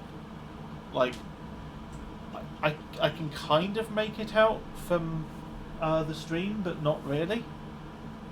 I mean, it's better now that the capture card shut itself, so we're stuck on the camera.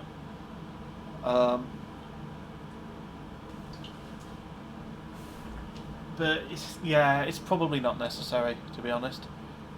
If one person puts their hand up and says it's annoying, and that can be your Infinity if you want, I will unplug the speaker.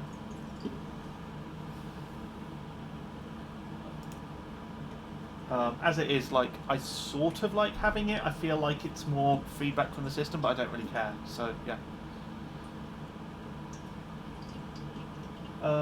Right. So let's just open up CPU-Z, double check that we've booted in at full speed. Yep. So that's 4.8, and memory is at 738 megahertz. So that's 1476 megabits per second. 777, which is not that impressive. It's fine after audio compression from your end. IRL it would be annoying. Fair enough. I weirdly enough, I don't mind it. Okay, let's rerun HardwareBot Prime then. Let's see if this is enough to get us the gold for that. It should be.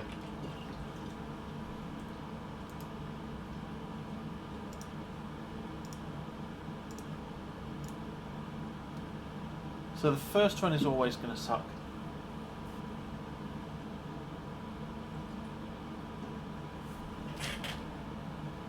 Nice bit of heat coming out the back of the phase change. Yeah, first one sucks.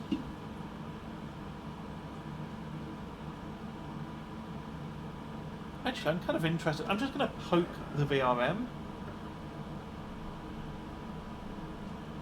Yeah, the inductors don't feel either cold or warm, really. They may be a little bit warm, if anything.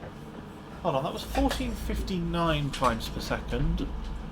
What's the record again? What am I going for? I'm going for 1452. Hey! I got another gold. Sweet.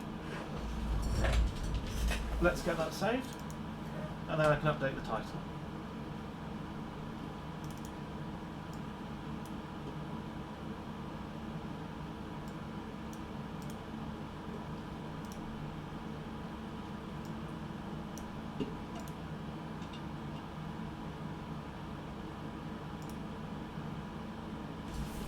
Right, that's saved. Let's update the title.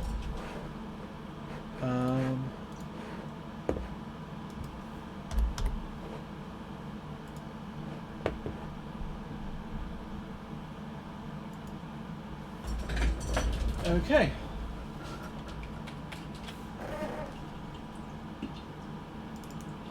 Now that we've done that, let's revisit Cinebench 11.5.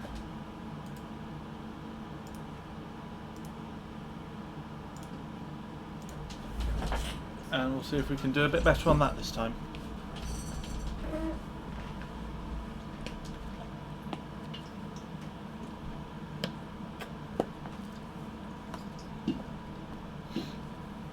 Yours says it also matters what version of Java. Yeah, there was like a specific like 1.9 something version, I think, or Java 9 version. Yeah, I'm on Java 8 on this operating system, and I know that's slower for Prime, and I know I'm brute forcing it.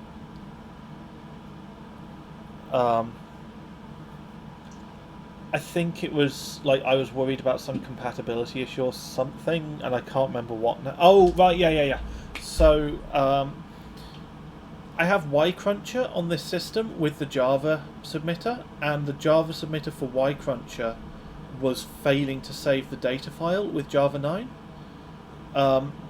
There's also like a specific version of Java 9 that works better as well. But yeah. So I've already done Y-Cruncher 25M for pre-testing, but I need to rerun that. Ain't least of all because like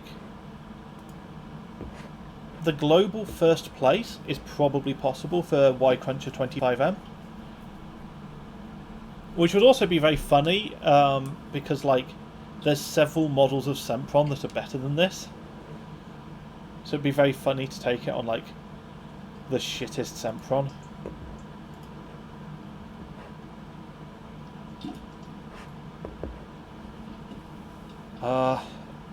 In fact, I'll run that next.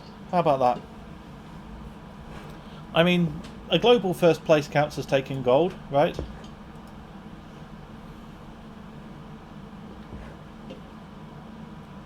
But yeah, the current global first place for Y-Cruncher 25M is 20.6 seconds? Which is apparently with Benchmate. I thought Y-Cruncher 25M with Benchmate was broken, but apparently not. I guess they fixed it. Well, anyway. And that guy was at tighter memory timings and a higher memory clock. But this is a single core, so I don't know that it's going to care too much about memory timings. No L3014 runs. Don't say that too loud, because Lewis will hear you. I mentioned in the UK overclocking Discord that I might be able to get the Cinebench R23 Gold, and he said he's going to try it out on his L3014. The bastard. BRB paging tag. No! No!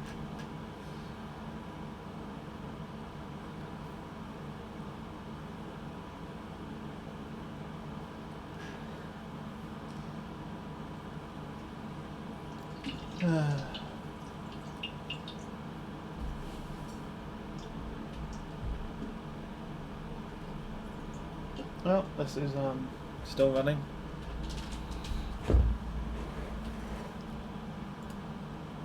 What else is going on in the world?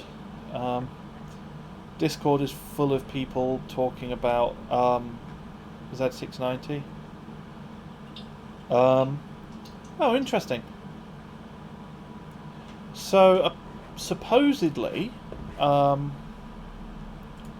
this is a brand new leak, hot off the leak presses. The leak presses, if you're wondering, they're located in Wales, although they have moved to near Liverpool recently.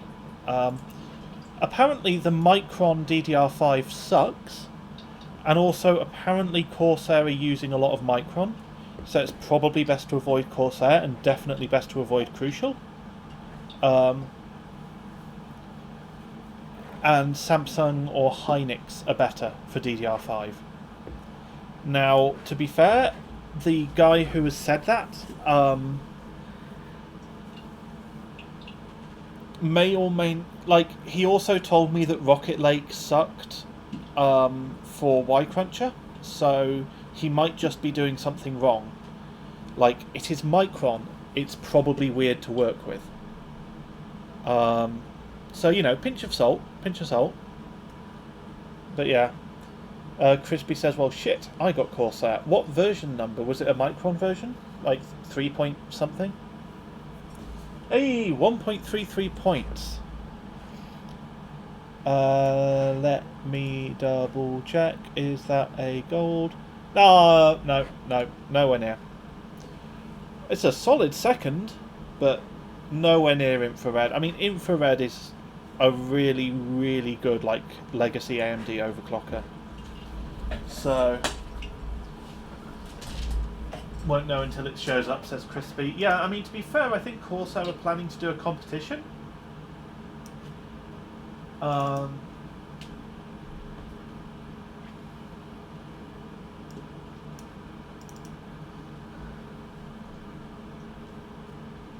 so it might be worth having Corsair DDR5 just for that.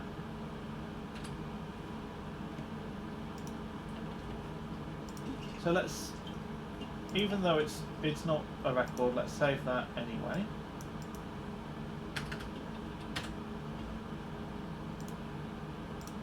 And let's go see if we can take global first place for Y Cruncher.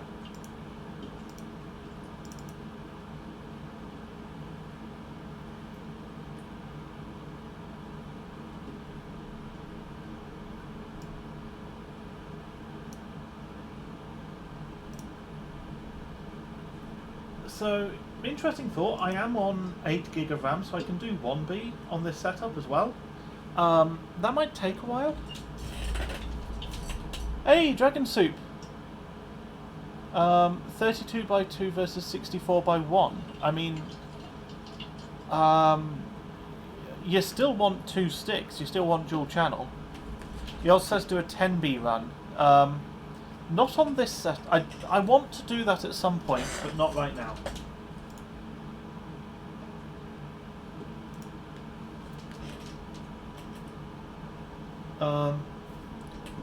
I think as far as like sticks in a single channel, like I don't know, like I sort of suspect that 1 DIMM per channel might be the best setup for DDR5.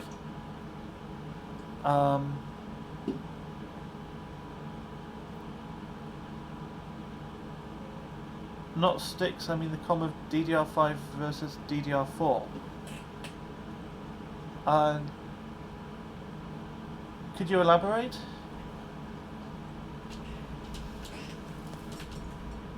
Oh, I think we got 20.4 seconds there. What's the record? Yeah, that's new record. Sweet. He means... Oh, the burst. The burst. Yeah. I'm not sure about the technical details, if I'm completely honest. Yours says 1B will take about 30 to 40 minutes. Okay, I'll not do that on stream then.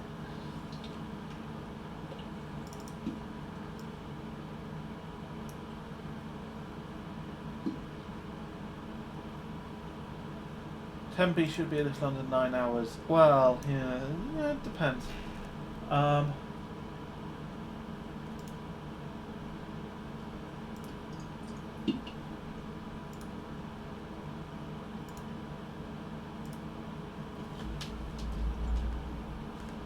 Your hardware.bot data file has been written. Sweet.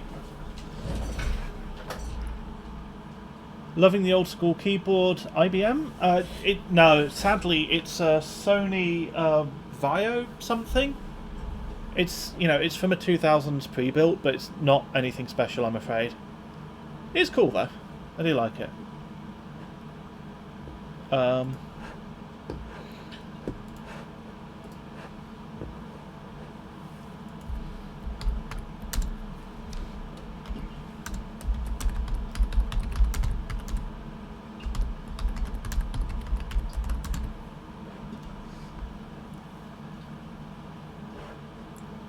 Just do a 24-hour stream of 10B. Just. I mean, I don't know, maybe at some point I could do something where it's like I could play a game at the same time, maybe?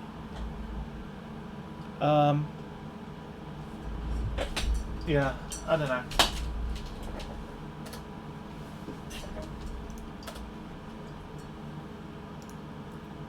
It would be a very cool thing to stream. But also there would need to be something other than like... Dragon Soup says play COD on dice. It works. That would be cool. That would be cool. I'm not great at COD. You've done it. Nice. That's a very exclusive a very exclusive club. Like, I know of like one other person who has done XOC for gaming. That's cool. That's really cool.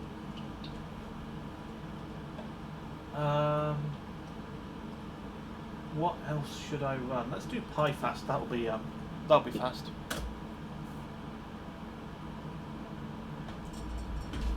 I bet Infrared has a PyFast score.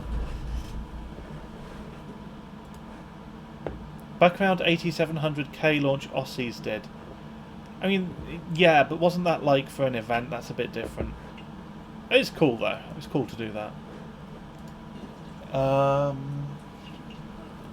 So for PyFast, Infrared has 24 seconds. I got 26, so that's not a gold. Yeah, okay, that's a distant third.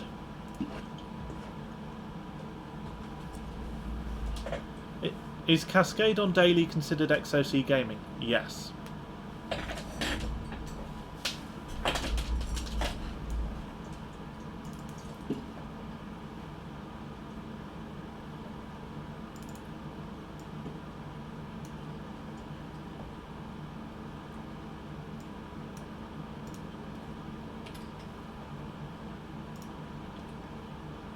XP would probably score better in PyFast.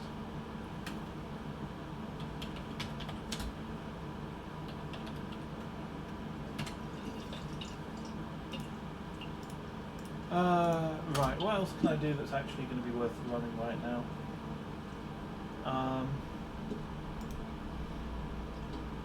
I could try W Prime. I mean, W Prime's a bit weird, but it might get a good score. I'm not sure. I could try more Cinebench. Maybe? I don't know. Heck. Let's do Geekbench 4. That doesn't count as a gold because no one else has done it. But let's do Geekbench 4. Actually, no, fuck it, I'm counting. Should I count it? I don't know. Whatever.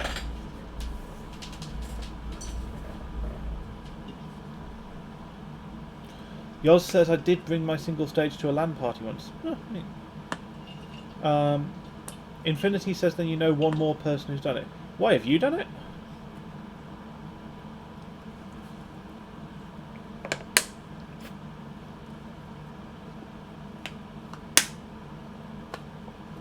You've done that? Nice. You have a Cascade? I didn't know you had a Cascade.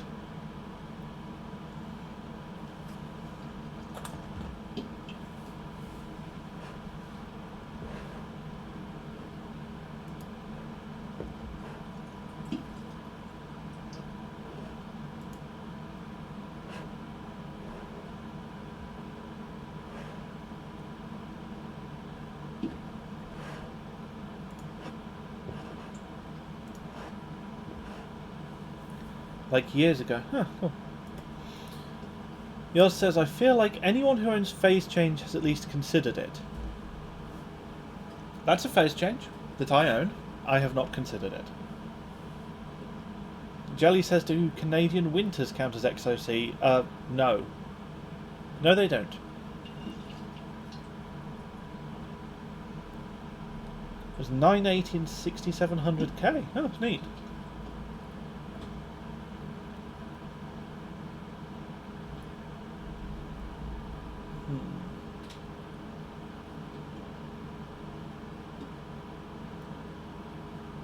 Okay, so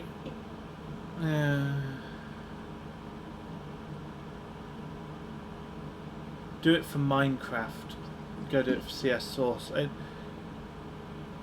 I do play Minecraft, but like I don't play Minecraft that aggressively. Like I'm just not enough of a gamer. I'm one of those people who like literally thinks that 60 FPS is enough. I'm really bad at, like, I have played a fair bit of Counter-Strike and I am terrible at it. Which, to be fair, maybe means that that's a good thing to play on stream at some point. Just, like, watch me be terrible at Counter-Strike. 60 FPS, 60 Hertz. I mean, honestly, like, I have a 165 Hertz monitor, because I wanted to try out high refresh rate, and I've talked to other people who have said after trying high refresh rate, like, I can't go back. I don't get it. I don't really find it noticeable.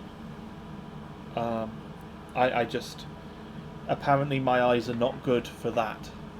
I have pretty good eyesight for, like, detail at a distance, but not for like, I guess, whatever it is you need to appreciate high refresh rate. I'm more of a resolution guy. Alright, well, we have a Geekbench 4 score, and this is a gold because no one else has run Geekbench 4 on this chip, but that's a bit cheap.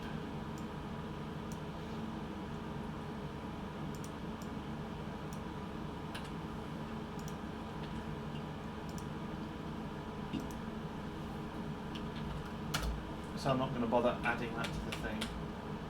I could run Cinebench R15, but that's not going to be a gold. What I'm going to do is I'm going to shut down, I'm going to switch to the Windows 10 drive, and I'm going to see if I can get the global Cinebench R23 gold. Because I think I can.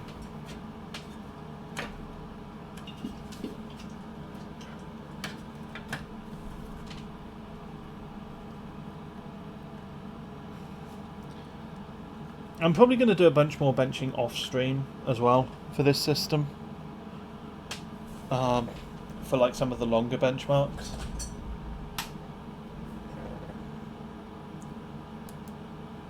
Because the thing is, if I'm running a benchmark that takes half an hour, I mean, chat's pretty active, to be fair. I could maybe do that. I don't know. But generally, like, it's not great streaming material. I mean, maybe if we're having a good natter, you know. But in general, like, I want to just hit run and then do something else.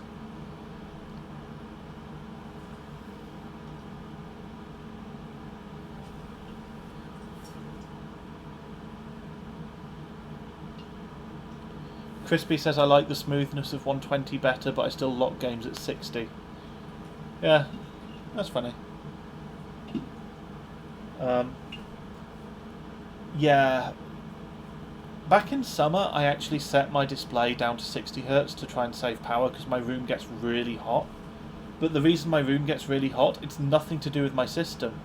The problem is just that my windows have a very high solar heat gain and they catch the sun in the morning.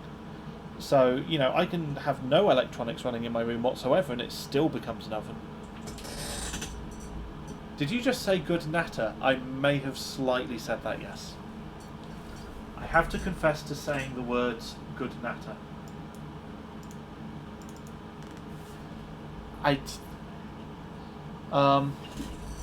Dragon Soup says blackout blinds. Yeah, well, I tried something like that. I got a sheet of cardboard, like thick cardboard, and then I put aluminium foil on one side of it, and I taped that up on one side of the window. It did make a bit of a difference, but these fucking windows, like, I don't know what they've done with them, but they're, oh, for the love of God.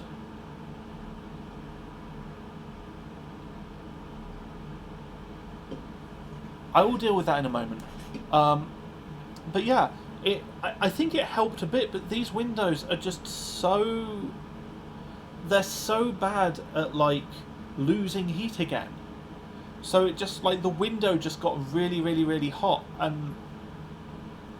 it... Yeah, greenhouse, exactly. Yeah,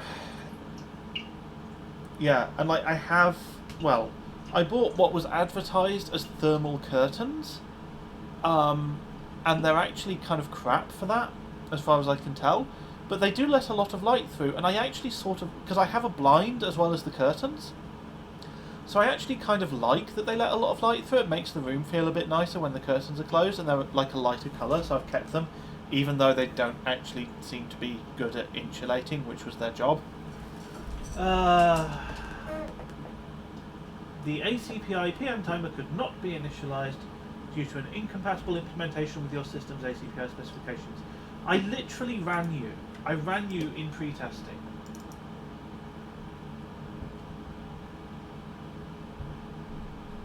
And it works the second time.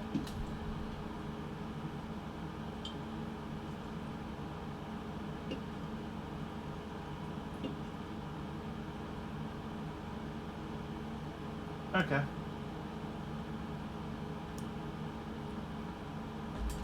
Matt says, wait, Windows 10, what did I miss? Yeah, yes, I've switched to Windows 10. 7-zip is a good idea, but first I'm going to run Cinebench R23, and I'm going to see if I can knock yours off the global first place.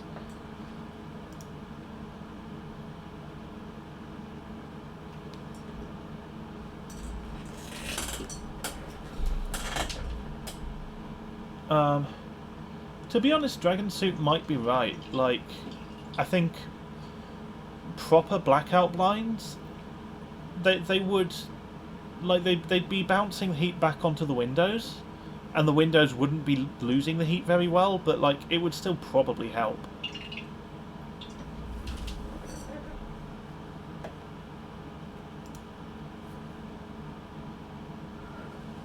Like, I could literally just get better blinds than the, like, thin white stuff that I have at the moment. Might need to do that before next summer.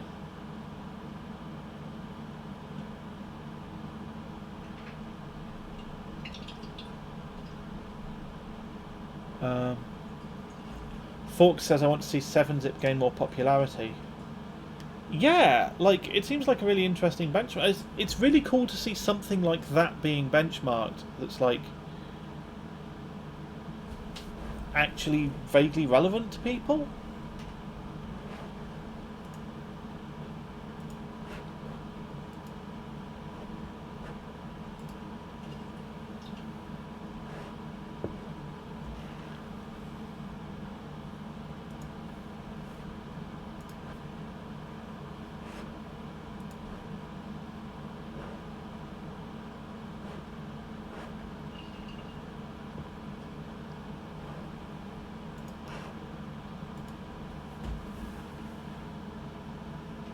Yours says 7-zip is everything WinRAR could have been, mainly because it has version control hardware bot side. Yeah.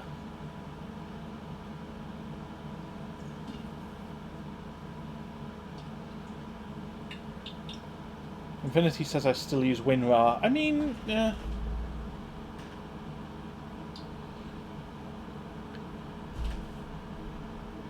If it wasn't for, like, that little bit of text down there that says performing render test preparing project. What's the motherboard? It's an MSI 870A G54. And if you need that written down, I did actually do the rig command, which I forgot to update this before the start of the stream, so I'm very eager to use it. But yeah, so the VRM back here is a 4-phase with no heatsink. And it's like old style MOSFETs, so it's crap, but whatever, this is a single core. But the really cool thing is it has an OC dial here, so it's actually got hardware base clock adjustment. So I can do in-OS base clock without needing any drivers or anything like that. Yours says Geekbench 5 and 3D Mark and GPU Pi still to go. So I agree about GPU Pi. I haven't bought Geekbench 5 yet. I need to do that actually. As far as 3D Mark, I think it's just 3D Mark 11.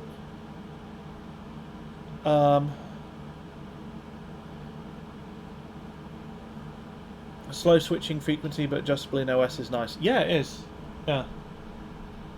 It seems to be doing base clock alright. Like, I'm up to like 370 or something. Yours says I'll DM you a key. No, I do actually want to buy it. Like, I like the Geekbench guys. I don't think CPU profile runs on a Sempron. I think it needs SSSE3 or something. Like there's some instruction that like the Phenom derived chips don't have, but Core 2 Duos have. So yeah. Yes, buy a keyboard for today. I can just. I think there's 3D Mark 11 physics. I think is possible, which, to be fair, is one of the reasons that I actually have I can't remember if I installed 3D Mark 11 or not.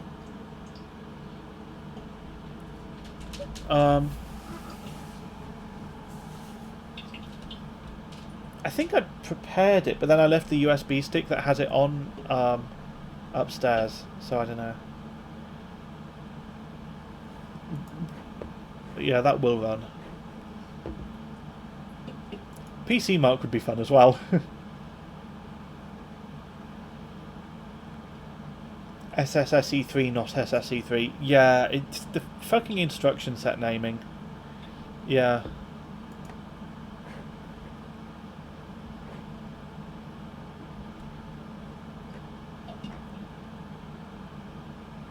There's a bunch of guys in Buildzoid's Discord as well who are talking about. They've been looking at QVLs, and apparently a lot of the high bin stuff uses Samsung.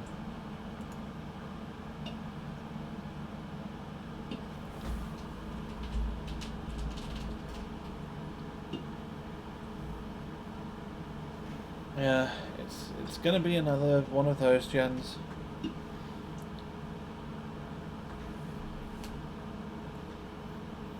It's really weird how like Samsung had really good DDR1, really good DDR3, really good DDR4. Glenn's heading off now. So yeah, it is getting late, isn't it? But yeah, it's weird how like Samsung DDR2 is shit. It's terrible. I don't know why. Like, Samsung did not manage to make any remotely good DDR2, and I do not get it. I don't understand how a company that's, like, otherwise has put out really good stuff. Yoss says, I thought their DDR2 was okay for 1 gigabit. I mean, I may be overstating it. It might be, like, alright. It's just not as good as, like, many other options. Like, you have like 1 gigabit Nanya that can clock ridiculously high on ambient.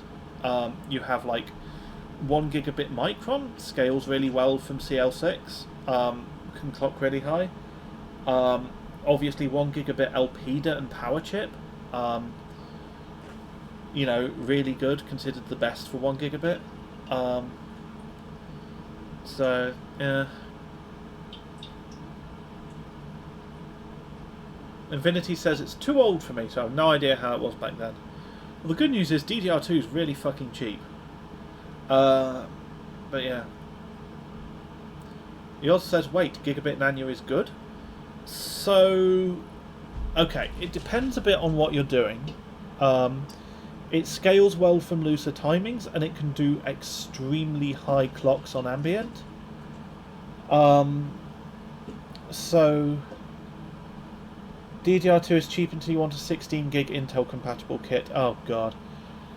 Yeah, of course, because there is 2 gigabit DDR2 that can run on Intel, which is really annoying.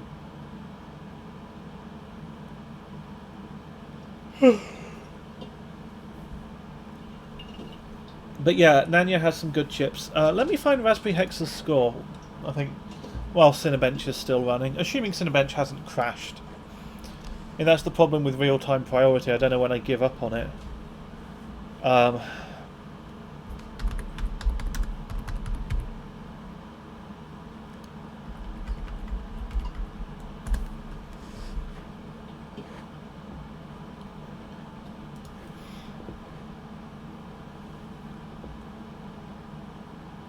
So, where is he? He's 5th at the moment, at least in terms of scores that are on Hardware Bot.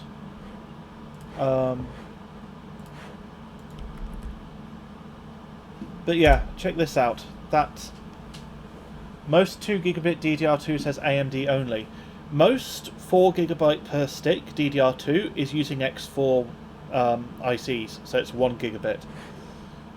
It's just using twice as many chips, which is a weird, annoying configuration that's not supported properly.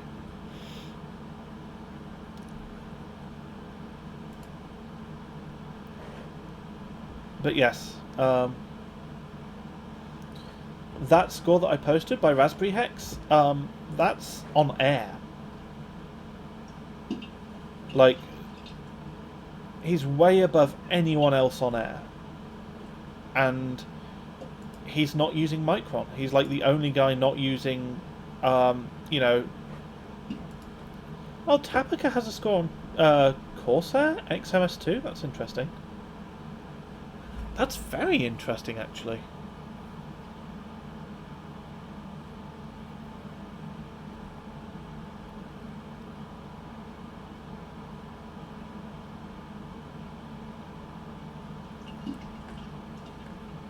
Huh.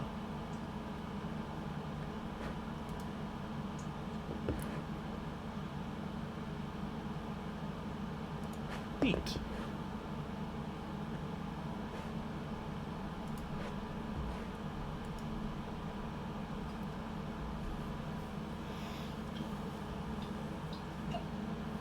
Yeah, so like most DDR2 PCBs have a frequency wall. In fact, one moment.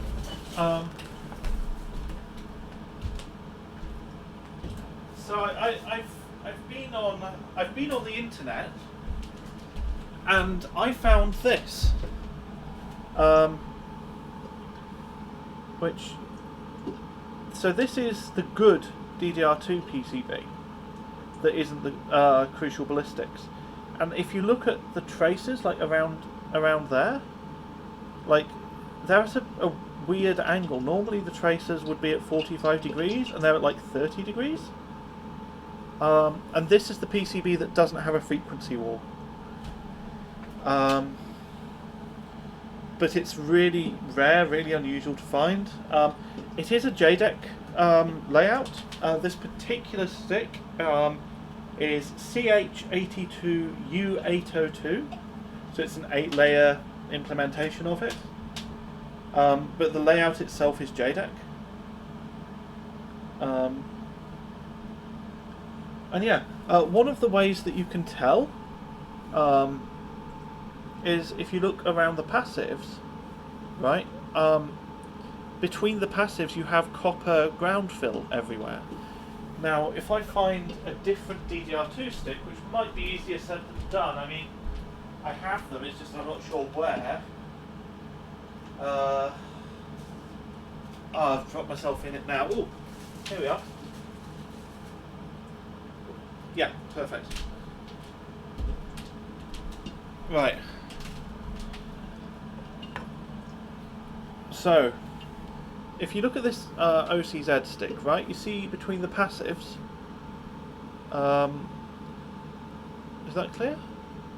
Yeah, you can sort of see between the passives, there's a bit of a gap.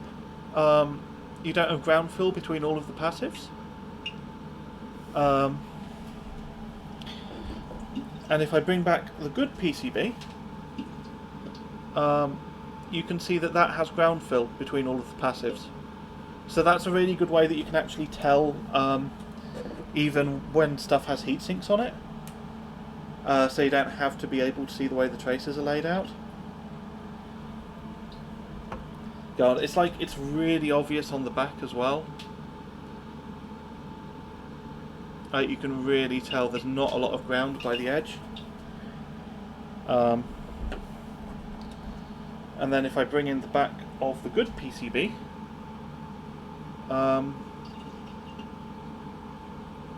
lots and lots of ground. So yes.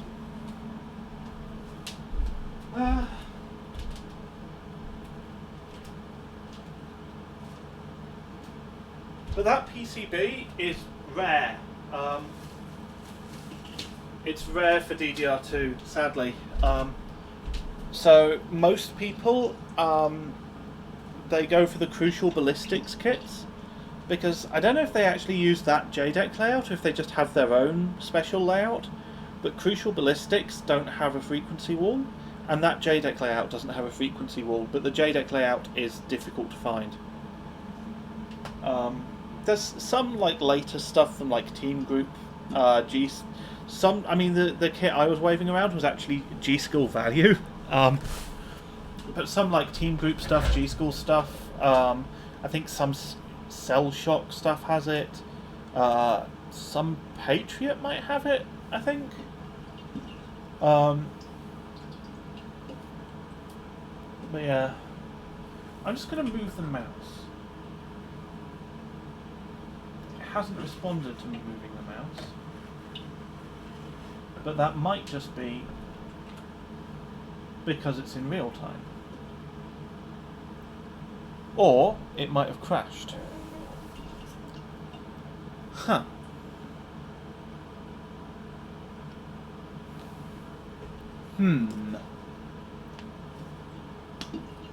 I'm getting more and more suspicious that it's crashed.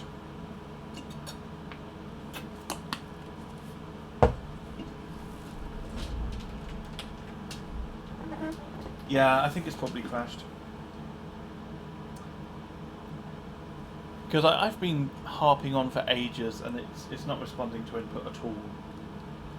Let's reset. And let's do 7-zip.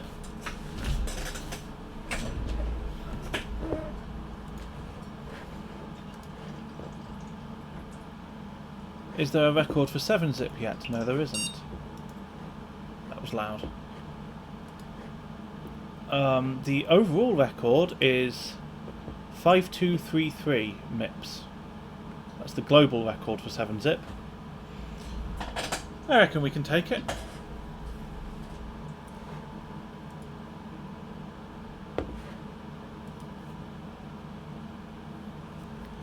I've been going for well over 2 hours at this point, so I want to like run through all of the stream friendly benchmarks if I can.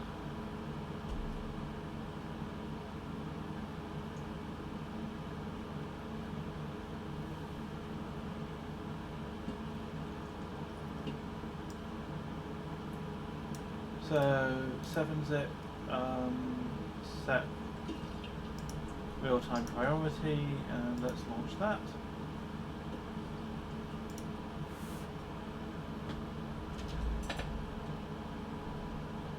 What a clock's at right now? Like 4.8, I think?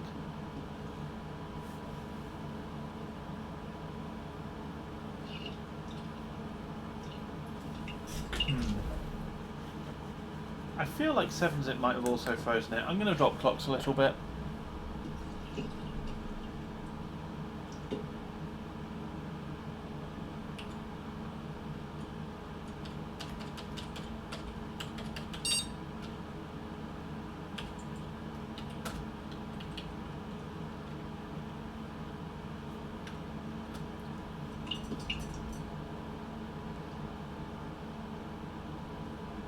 Gold is 3.6 Sempron 140, yeah, exactly.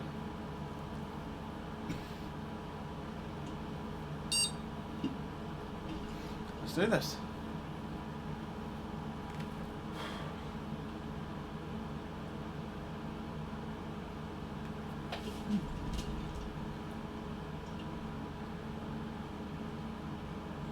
I'll do 7-zip, then I'll rerun Cinebench, I guess.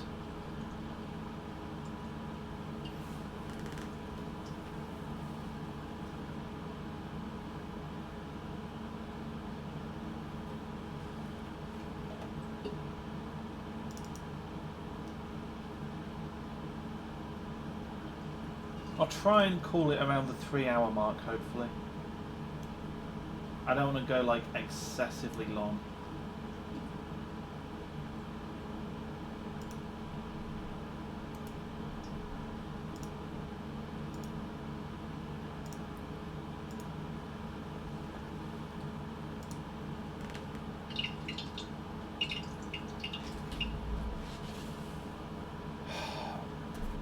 Why am I using real time? Because I can't tell if it's crashed. It's a really dumb idea. I should just be using normal priority. I don't know if this has crashed or not.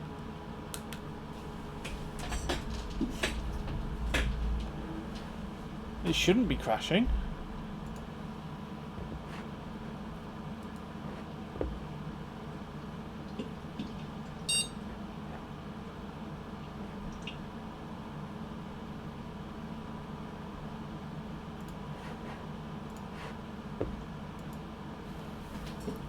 Oh, now we're getting the old please wait. Need to get a run to pass.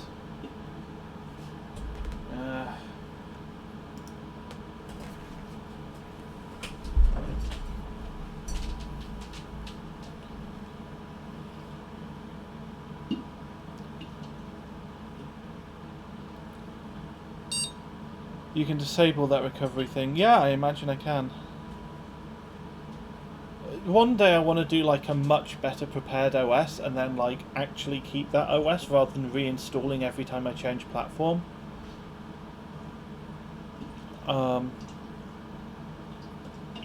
Today, sadly, is not that day. It would be nice.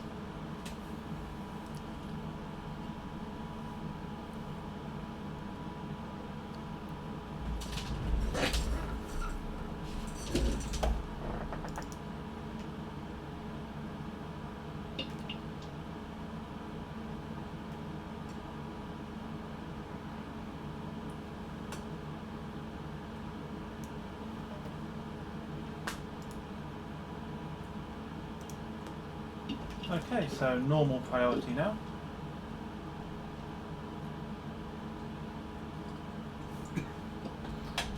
Yeah, I think we're just expecting this to take a little bit. Someday I'll Acronis, maybe when I build a storage server. Yeah. I've been using Mercurium Reflect and it's been working, but I get the impression people mostly use Acronis, so I should probably look into that. Like, I was just like, I want to have OS images for what I'm doing on stream, and Mercurium Reflect sort of works, but it doesn't. Mercurium Reflect seems to think that you're using it to make backups, so it's a little bit weird. Like, it keeps asking me to do a backup schedule, but also it is actually free, so that's nice.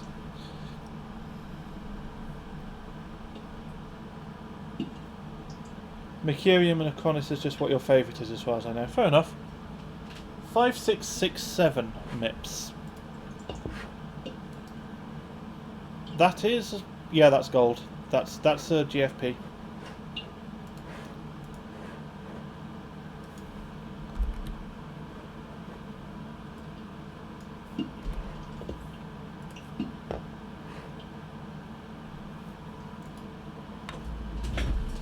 Acronis is a backup too. Yeah, I mean technically any disk imager is making backups, right?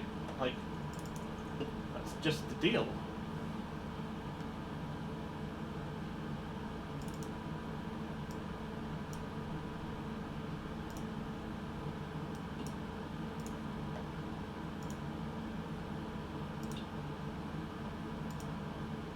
Right. Let's do Cinebench R23 then, and let's... I'm going to set that to normal priority as well, because like, I don't want to second guess whether it's crashed or not, nor do I want to just leave it for half an hour or an hour. And I know it's going to make a big difference because it's a slow single core.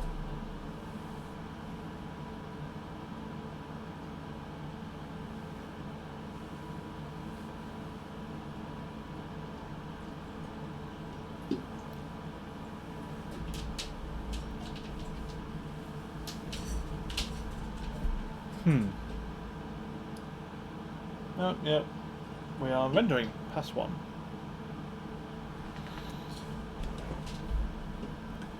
Well, the good news is that Cinebench seems to be coming through quite well with the camera, so that's nice.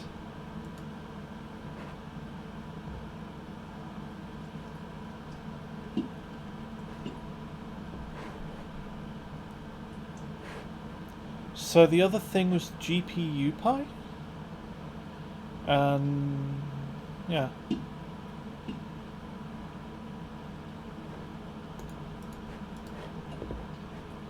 How long is X265?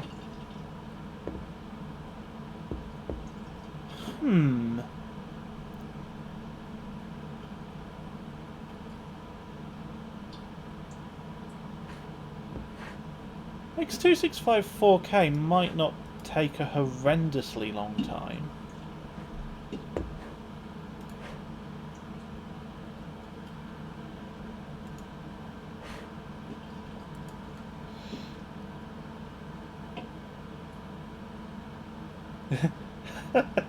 Don't blink, you might miss this one. Yeah.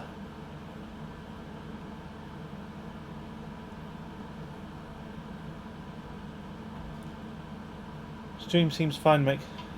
Thanks, Dragon. Yeah, it's annoying that the capture card's not behaving itself, but the funny thing is, all of the capture card issues that I've had have been correlated with, like, hitting recovery a lot of times. I don't know if there's anything behind that, but, like, that seems to be what's going on. I don't know, maybe it'd be worth getting in touch with, whatever they're called, Avermedia, and just being like, is this a firmware issue? Should set a solid black background for the smaller window benches so it's easier for the camera to pick up. I mean, that would make it easier for it to pick up the background, but surely, like, you want the camera to be adjusted, like, surely a light background would help if the smaller window benches are also light. I don't know. I guess it depends. Is there any RAM on board to get issues with the card? To get issues with on the card, sorry. Maybe? I don't know. Like, it's relatively new.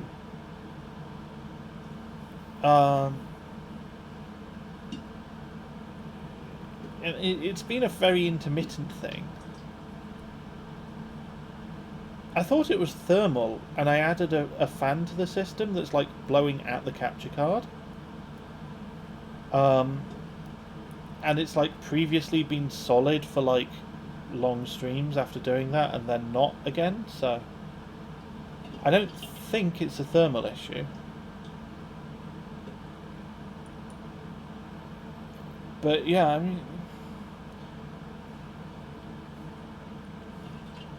the really weird thing is the camera's fine, and the camera is on the same capture card. Like, it's the same physical capture card. It's a different device, I think, on the same physical card, because it's an Avermedia Live Gamer Duo.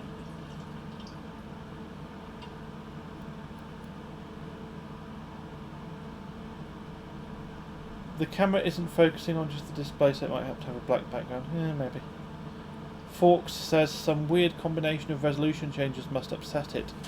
Yeah, maybe, yeah. I'm wondering if it's something like there's maybe a memory leak.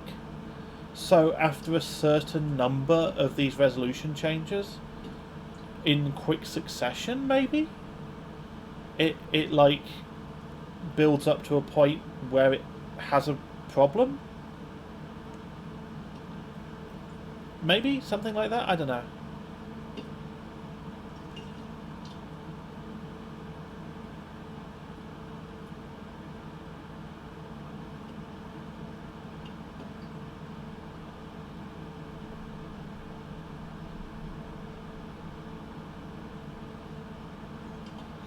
Yoz says my capture card will freeze sometimes. I have to turn off the display in OBS, unplug the card, plug into different USB, then enabled.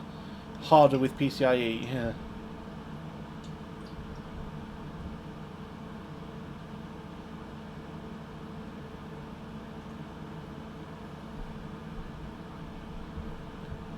I think, Dragon, I think you're getting a little bit technical. I don't really understand how capture cards work.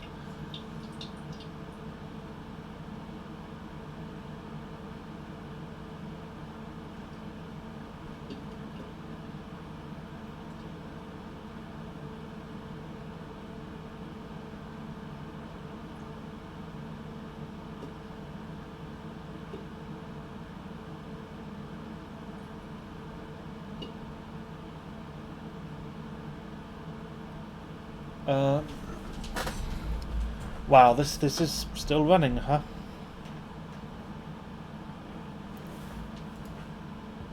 Oh boy.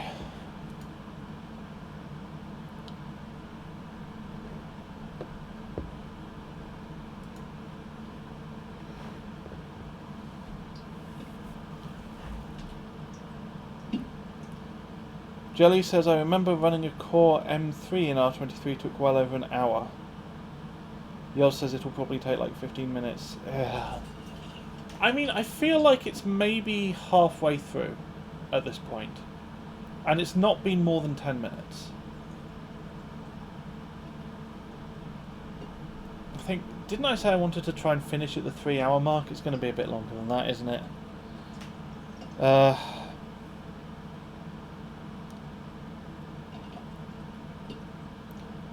What I'll do is, I want to finish on another strong score, so if the R23 run is a global first place, I'll finish on that, and if it's not, I'll do GPU Pi. That's the bet that I'm mentioning. Menching? Did I say menching? That's not even a word. That's the bet that I'm making. I think I said, I tried to say making, but I had the word benching in my head. I think that's what it was.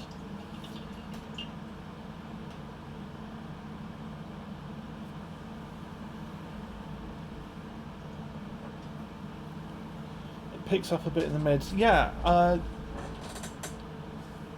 Cinebench is doing ray tracing of some sort, I think, so I think different areas are less complex. So yeah, it's actually, it's behind the single stage hose right now, but like, it's moving along the bottom at the moment quite quickly.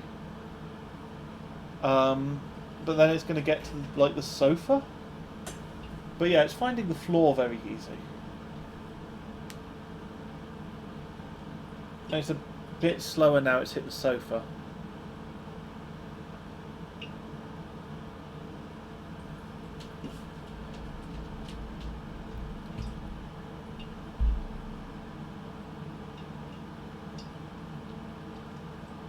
Yeah, it's a little bit slower now. It's moving, but yeah. Mentioning like Menshevik, the minority party in early USSR? Probably not.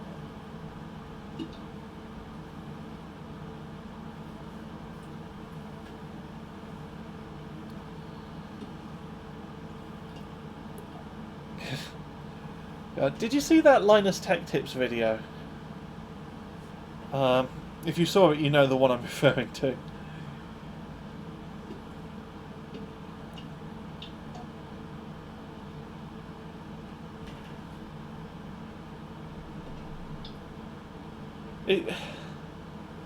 Ultimate leftist build, yeah, like, I kind of liked it. Like, I get what they were going for. I get why it wouldn't necessarily land with everyone, but I liked it. Like, because it was like self-consciously being done, right? Like, they weren't actually trying to engage with any like real political arguments. They weren't trying to like engage with any actual politics. Instead, all of the jokes were about like, you know, bullshit. They were about like nonsense stuff that isn't anything to do with real, like, you know, real events, yes, that have happened, but like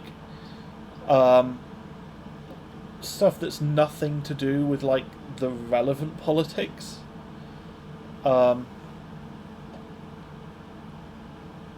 So, yeah, and they talked about it a bit on Wan Show, and that was apparently their intention. And yeah, I enjoyed it.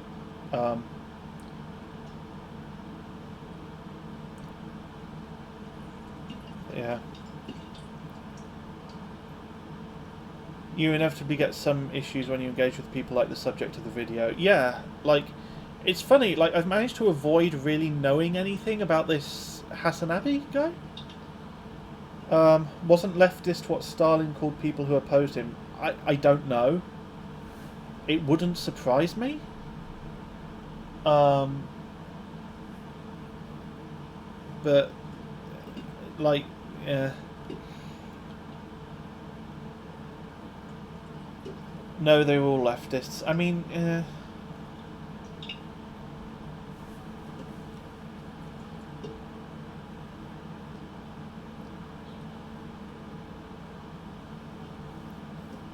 I think one of the great things about the video is that the way it presented things managed to avoid actually really... It managed to avoid having to actually address any real politics, which I think is admirable for what it was doing. But yeah.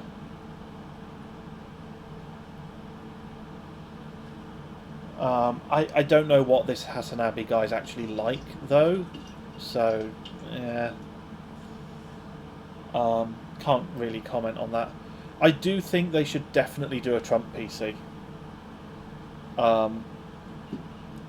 You know, for exactly the same reasons, right? Because, like, it's not actually engaging with any real politics. It's just, you know, being dumb and making dumb jokes. And I think the world needs more of that.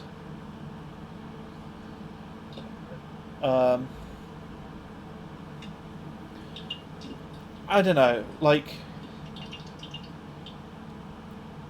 Maybe there's going to come a point where it's something that they can do.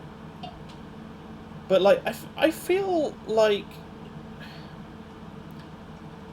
the reaction that people have to the idea of a Linus Tech Tips Trump build seems to be pretty consistently that people think that they would like it, they would find it funny, but they think that other people would be offended by it. And that seems to be just how... I mean, maybe it's just the kind of people that I hang out with. But I think they might be unnecessarily kind of self-censoring on that one. I also think it lands a lot differently having done the leftist build than it would have if they just did it out of nowhere.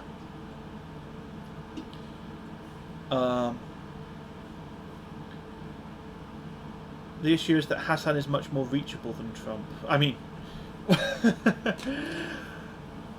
maybe. I've seen people suggest that Donald Trump doesn't have a lot on at the moment.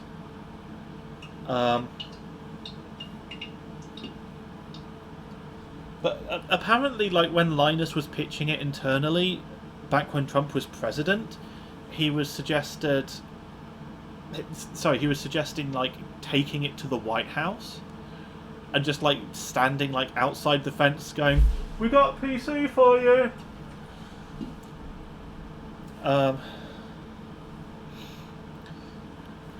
Which would have been very funny. Sorry, I just thought they could just do that anyway. Like, if they're going, like, full, like, dumb jokes, just do that anyway. It's just like, I'm Canadian. I didn't know he'd gone. Of course there's no way they'd be let in. That would be even funnier now that Joe Biden is president. It's just Linus Sebastian rocking up at the White House like, "I've got a PC for Trump." That would be hilarious. Just like, he doesn't even live here anymore. What are you doing? There's still Trump Tower they could bring it to. That's possible. I mean, that would also... I don't know, do they still have, like, the name on it? I mean, I know he's got a bunch of things, and I know some of them have had the names taken off. Or, like, I don't know if they're his, but, like, for properties that used to have his name on and don't anymore. But yeah, like, they could show up at one of those and just be like... I mean, his name's on the door. I thought he lived here. That would also be funny. Infinity says what makes it even funnier is the fact that a lot of people in the US consider their politics to be the politics. I mean, that's true. The problem is that you can't do a Justin Trudeau PC because no one has that much shoe polish available.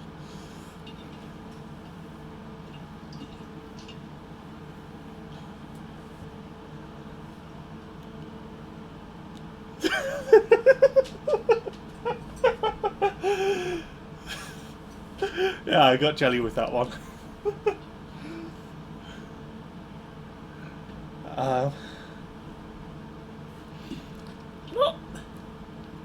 What did Boris Johnson PC look like? I'm actually not sure. Yeah.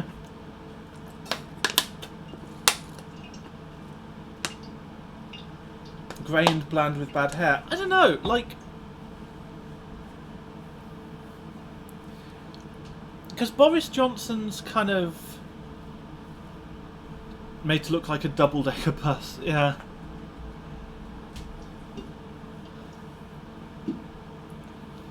Make it look like a bus and then just write some, like, complete nonsense on the side of it. I don't know, like, Boris Johnson's general attitude is very... He's a very kind of bouncy, optimistic person. Like, setting aside his policies. Like, we're not talking about his policies. The way he presents himself as a person, he's very bouncy, very, like, optimistic. And, you know, it's how he gets elected, right? Like, sounds like an FX build. Yeah. Yes. But yeah, like, that one photo of Boris Johnson where he, like, gets stuck on a zip line, and, like, I feel like he must have planned it, because, like, he had, like, a couple of these tiny little British flags just on his person. So he's there, like, hanging off this zip line, and he's, like, waving these tiny flags. Whilst in what's clearly a precarious situation, he's maintaining British patriotism, and isn't that just a metaphor? But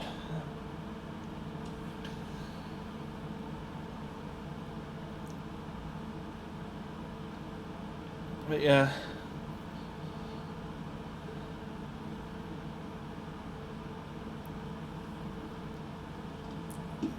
A Queen build. Yeah. I don't know how you could incorporate corgis into a PC build.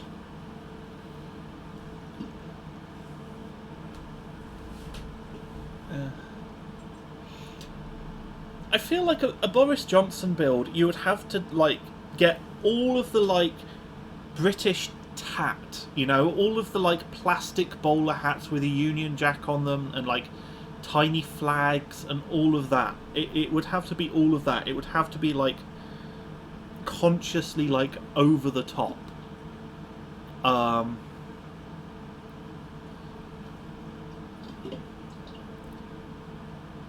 For the Queen, it should be the most reliable and unbreakable PC ever. Yeah, I mean, that's actually about right, isn't it?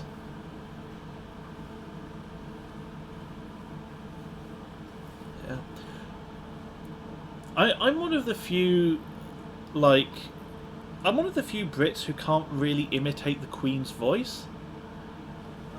I don't have a good impression of the Queen, like, in my back pocket. I can sort of do Philip. He kind of talks a bit like this.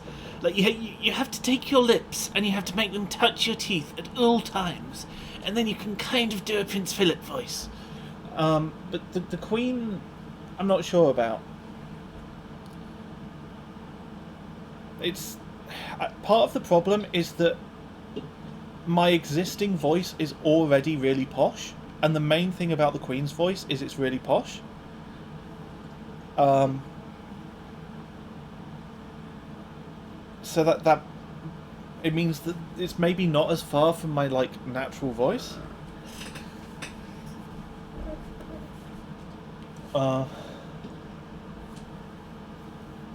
You are a poshy boy. Yeah. It's funny, because, like, I grew up in Derby, and I live in Lancaster. You know, not to dox myself or anything, but that bit, I'm, like... You know, it's pretty fucking easy to find out. So, like, you know, Derby's Midlands, Lancaster's North, they're both, like, industrial cities.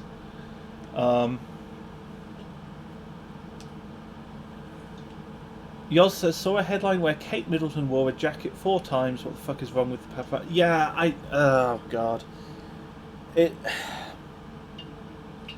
British print media is something else. It really is. Just on all levels. It's...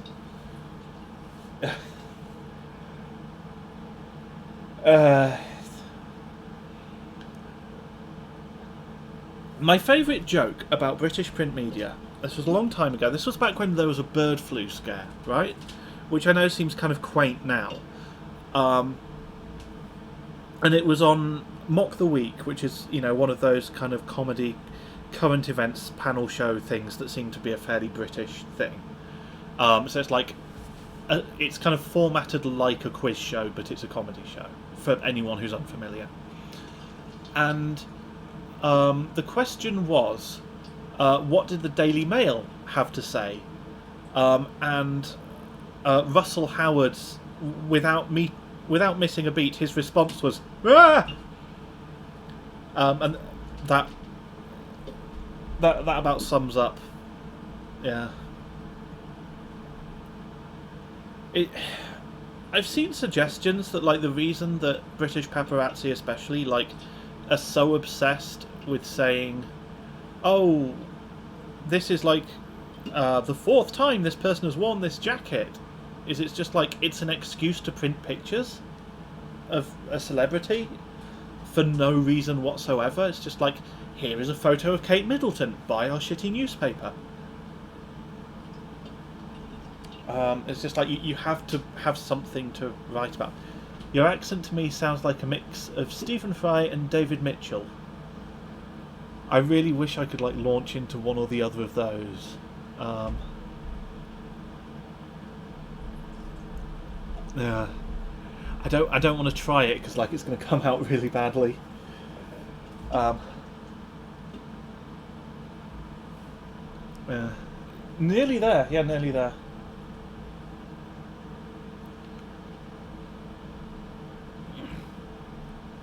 No, it's not. Yeah.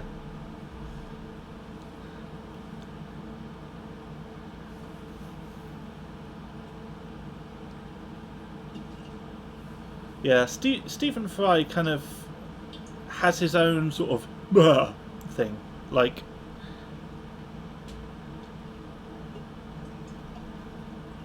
just a general, like, like, air to his voice.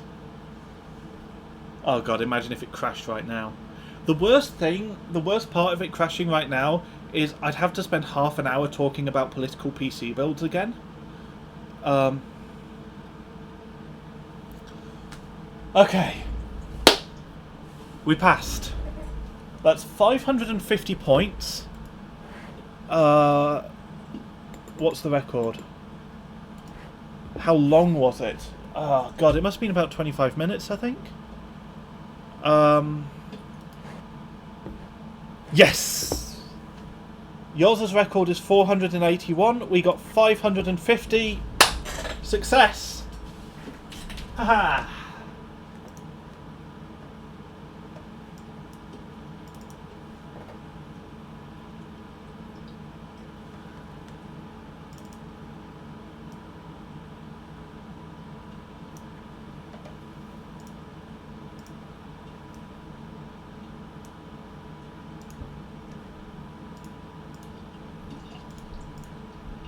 CPU, memory, save. Woo! Yes, thank you, Crispy and Jelly. Success. Great success.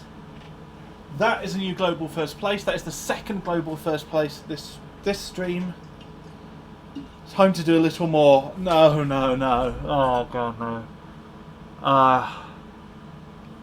It is nearly 11 PM. I've been going for 3¼ hours on my 2-hour stream schedule. I'm really enjoying it. I'm really glad to get back to streaming, but I need to pace myself. So this has been great, but also, if I keep going for any longer, there's a really serious danger that I'm gonna, like, try and get into doing voices. and I need more practice before I do that. But yeah, thanks for coming and hanging out, everyone. It's been really fun. Got some great scores. I'm glad to be back. Yeah, cheers. I'm gonna head off. I might run a longer benchmark on the single stage, like maybe Y Crunch or something, off stream. But I'm gonna leave the stream here, I think. Yeah. Thank you and good night. And yes, Jelly, I'll play Bloons with you again. Actually, no, wait, for anyone unaware, there is a Discord. There is a gamer role in that Discord. There is a channel where you can request the role, and I will add it for you because I don't have a bot set up, so beep boop, I am the bot who gives you the role. But yeah, I'll try and organise a thing in there, I guess, this weekend at some point, probably Sunday, but yes. Anyway, yes, thank you, and bye.